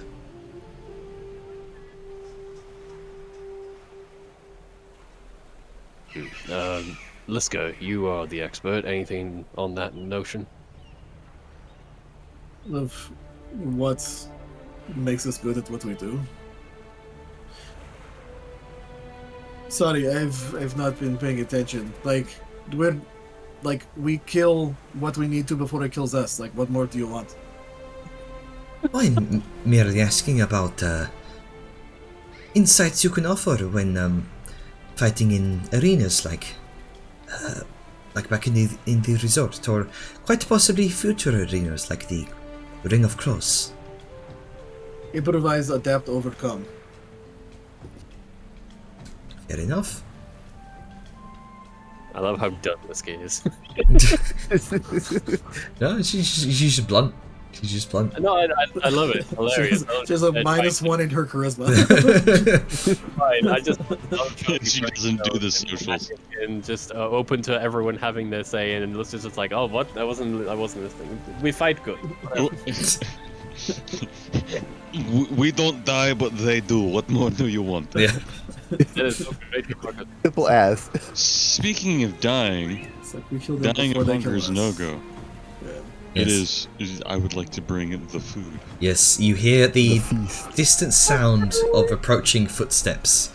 Turning around towards the source of the noise, you see this tall, brightly coloured ostrich-like dinosaur, a Longstrider, as you now know, Liska, pulling this heated food cart with several chefs from the Crescent Falls Resort trailing behind.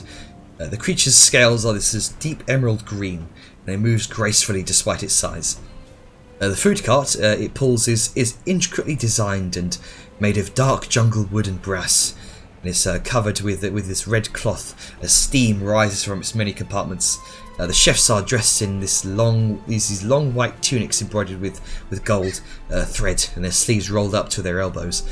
Some carrying these large platters of food, while others hold bottles of various exotic liquids and spices. As the cart comes to a stop, you see Angus, with a large smile on his face, emerge from behind it. And Angus has arrived with the feast. You can't help but notice the delicious smells wafting from it. You know what else?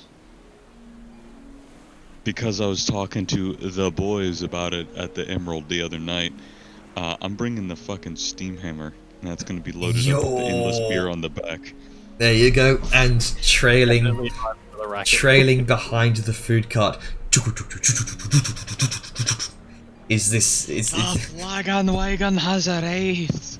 There you go, to much fanfare, and you can see kind of riding on the back of it are these the trio of dwarves that you met in the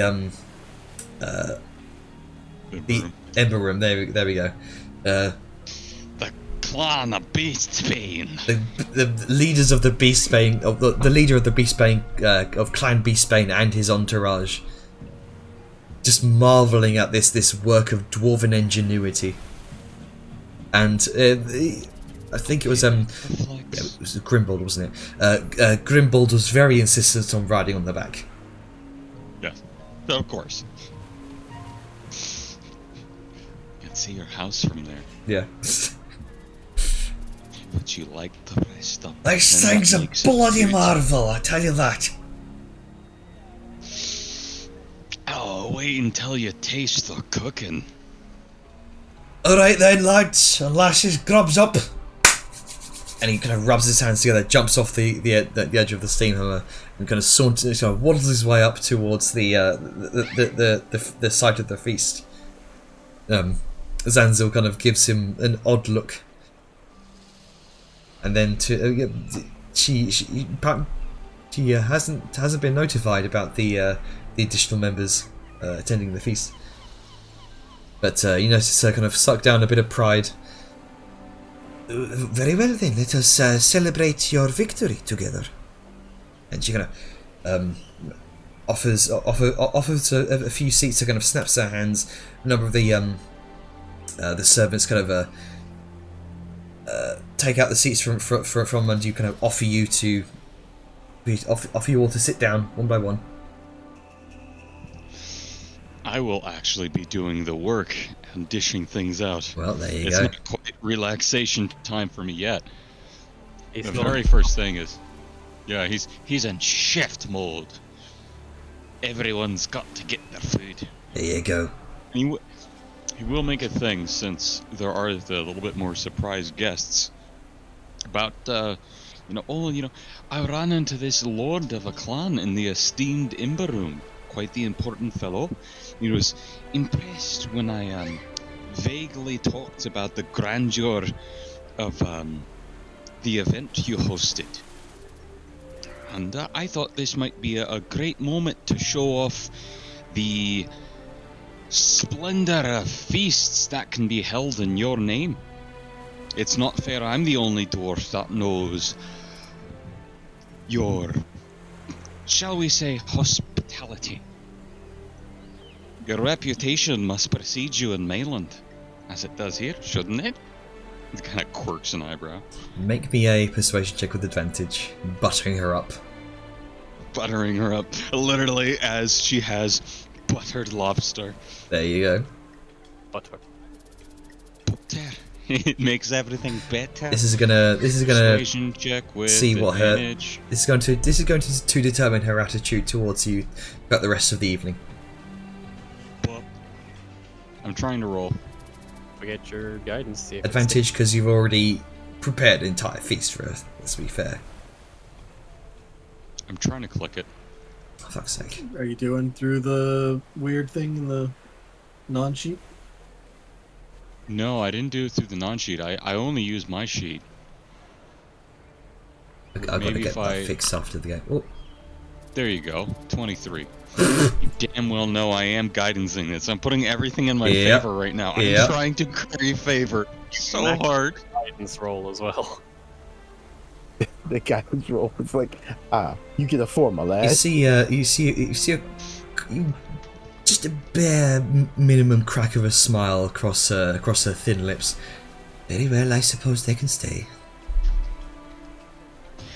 I made them their own special food so they won't dip into yours. A wink. Thank you, Angus. Thank you. You have a lovely resort. I'll enjoy it once I'm done with this. Alright, make sure everybody's got theirs.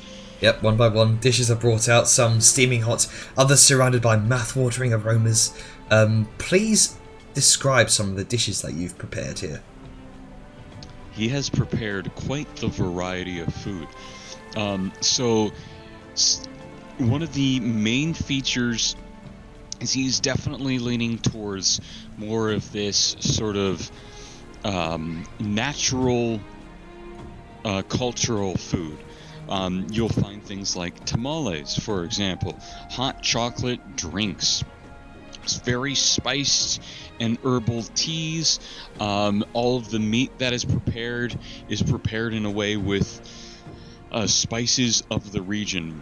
A lot of them are quite hot, but there's also a variety of very mild dishes in between. A plethora of additional little sauces that have been laid out. Very much he guided the chefs of the area to make traditional homely meals, right?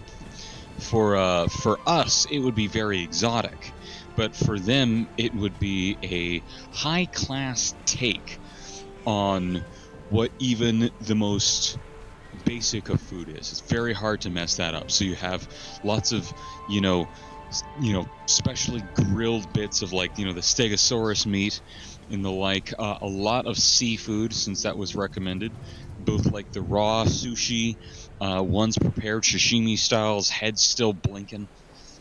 They've Brushes got eyes. a lot of different lobsters. As you pull out the sushi, Brush's eyes go wide and she's beaming with a grin. Yeah, that's the 22. So definitely a lot of the fish type stuff, and then thin cut everything else served on beds of green, sauces dribbled over, little cups for your own, mix it the way you like. It's almost like a buffet or a banquet that is laid out with every flavor of the Golden Empire of Katashir that it could. And then there's what he would refer to as the Dwarven Corner, which is all of the more traditional mainland meals, or his own dwarven twist on certain things. So instead of I over a imagine bed of greens, lots of comfort foods from sort of traditional dwarven. Absolutely. Yeah. And some experimenting with some of the traditional comfort food recipes of both, and saying, okay, what if you substitute the potatoes here and you do it with instead a corn mush, and things like that, and sort of mixing the two cultures together as the two different cultures of us Culture come fusion. together. There's strictly accurate foods of both cultures, and then there's some mix of both. It's a cultural combination, as you said. Hell yeah. To sort of promote everybody getting some experiences. All right. And the chefs themselves have also prepared a number of other things as well, on their own accord. You can see an enormous rack of dinosaur ribs served steaming hot. The meat itself looks so tender that you can practically see it falling off the bone. The ribs have been sort of slow cooked with a savoury rub of herbs and spices. Again, you can see the other seafood dishes to accompany the various seafood dishes that Angus has prepared. You can see shrimps, fish, marinated with citrus juices, onions, chilies, adding this burst of tangy and spicy flavours. I can feel my mouth drooling already.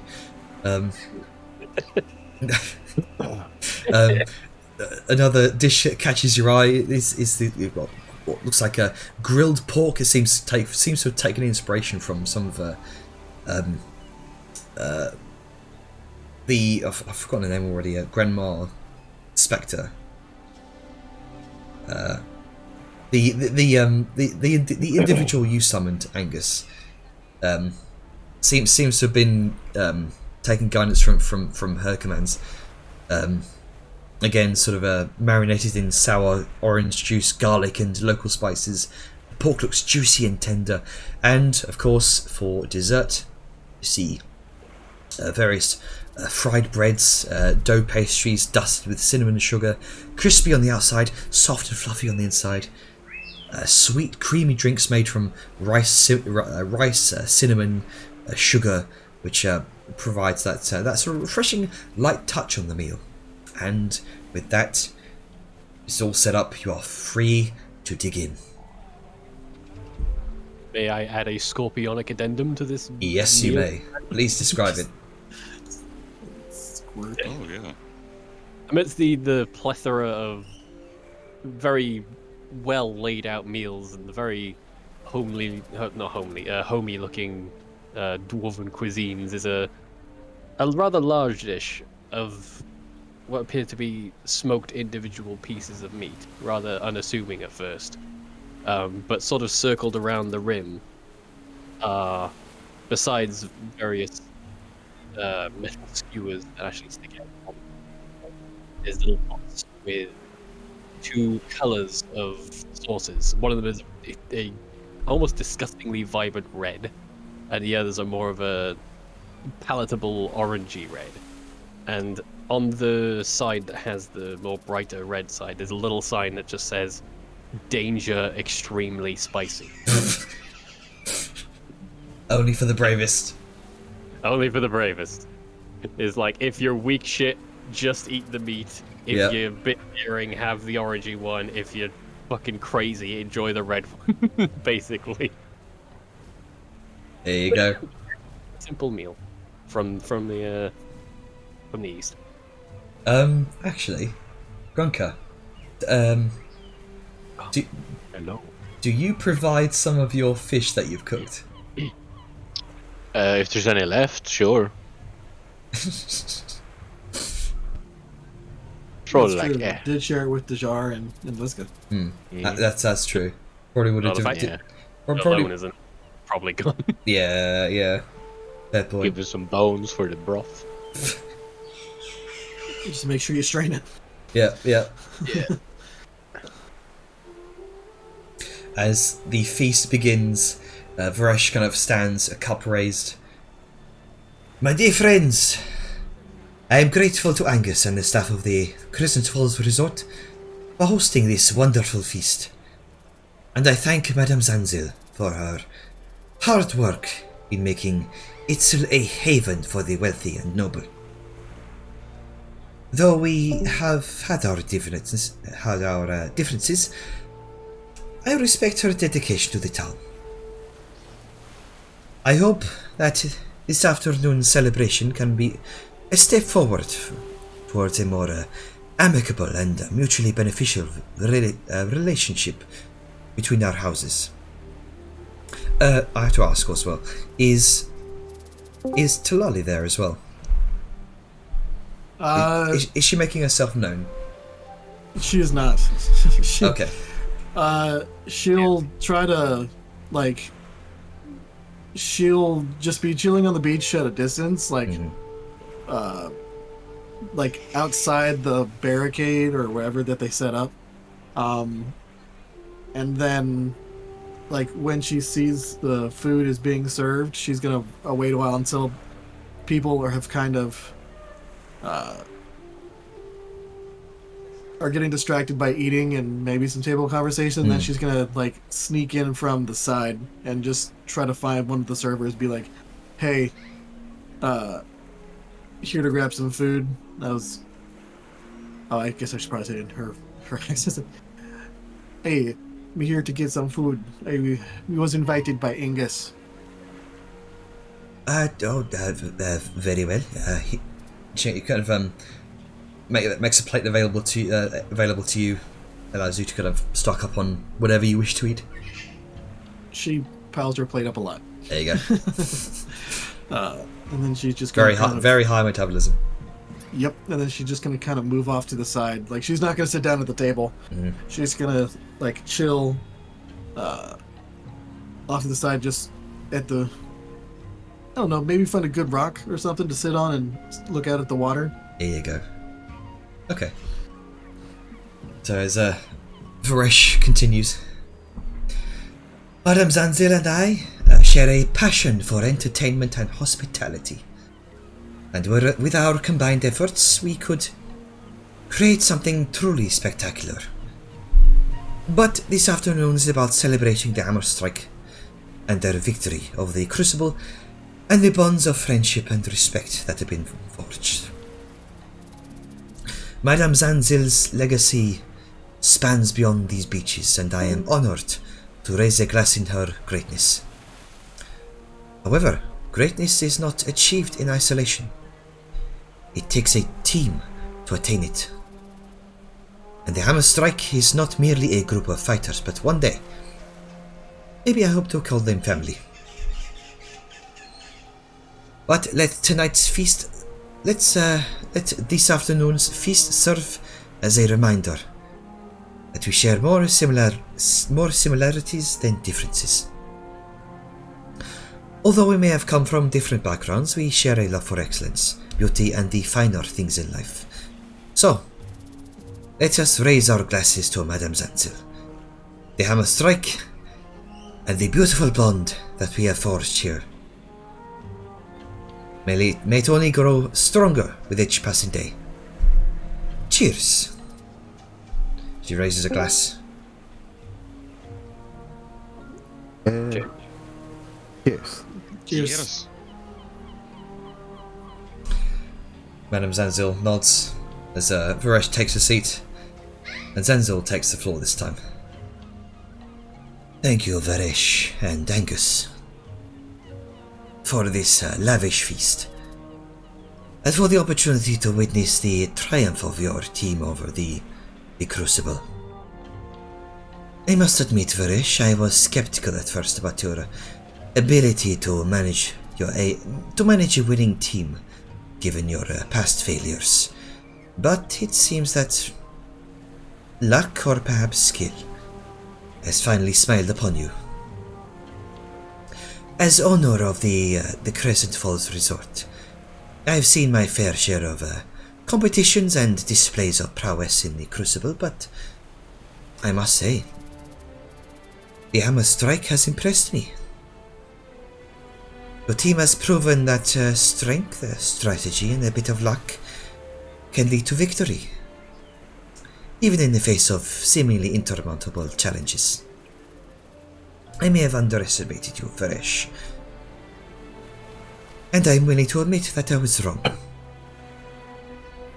Perhaps we can explore further business prospects and partnerships in the future, now that I see your potential.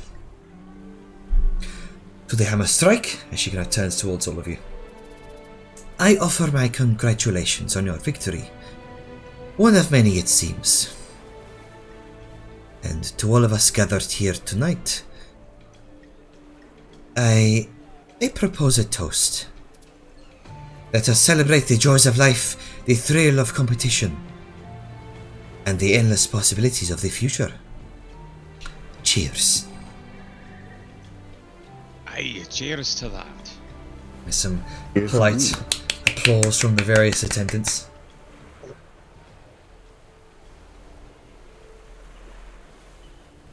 So, if there's anything you wish to speak with each other about, now's the time. As you're all kind of... Oh. Speaking of time. Actually, yes. It is about time. We shall actually end. We shall end it on that note. As you all Cliffhanger. tuck. A final thing on that. Yep. Angus prepared a simple plate of a lot of the just more humble, hearty comfort foods. None of the super fancy gourmet stuff. And on top of all the food, he's piled on a bunch of the bones from cooking. And he just has that sitting to the side. Oh, for the doggos. Yep. There you go.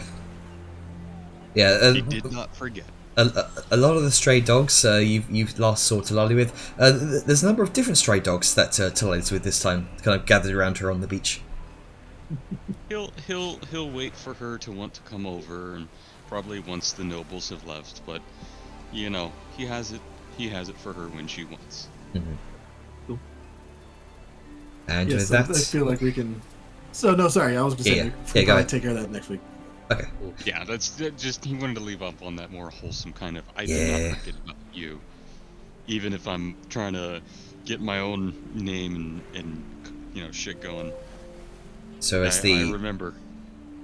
As the glistening golden sunset truly takes hold here, and it bathes this area, the scenery, the beaches, in this beautiful shade of gold and deep orange hues. And we'll leave it there.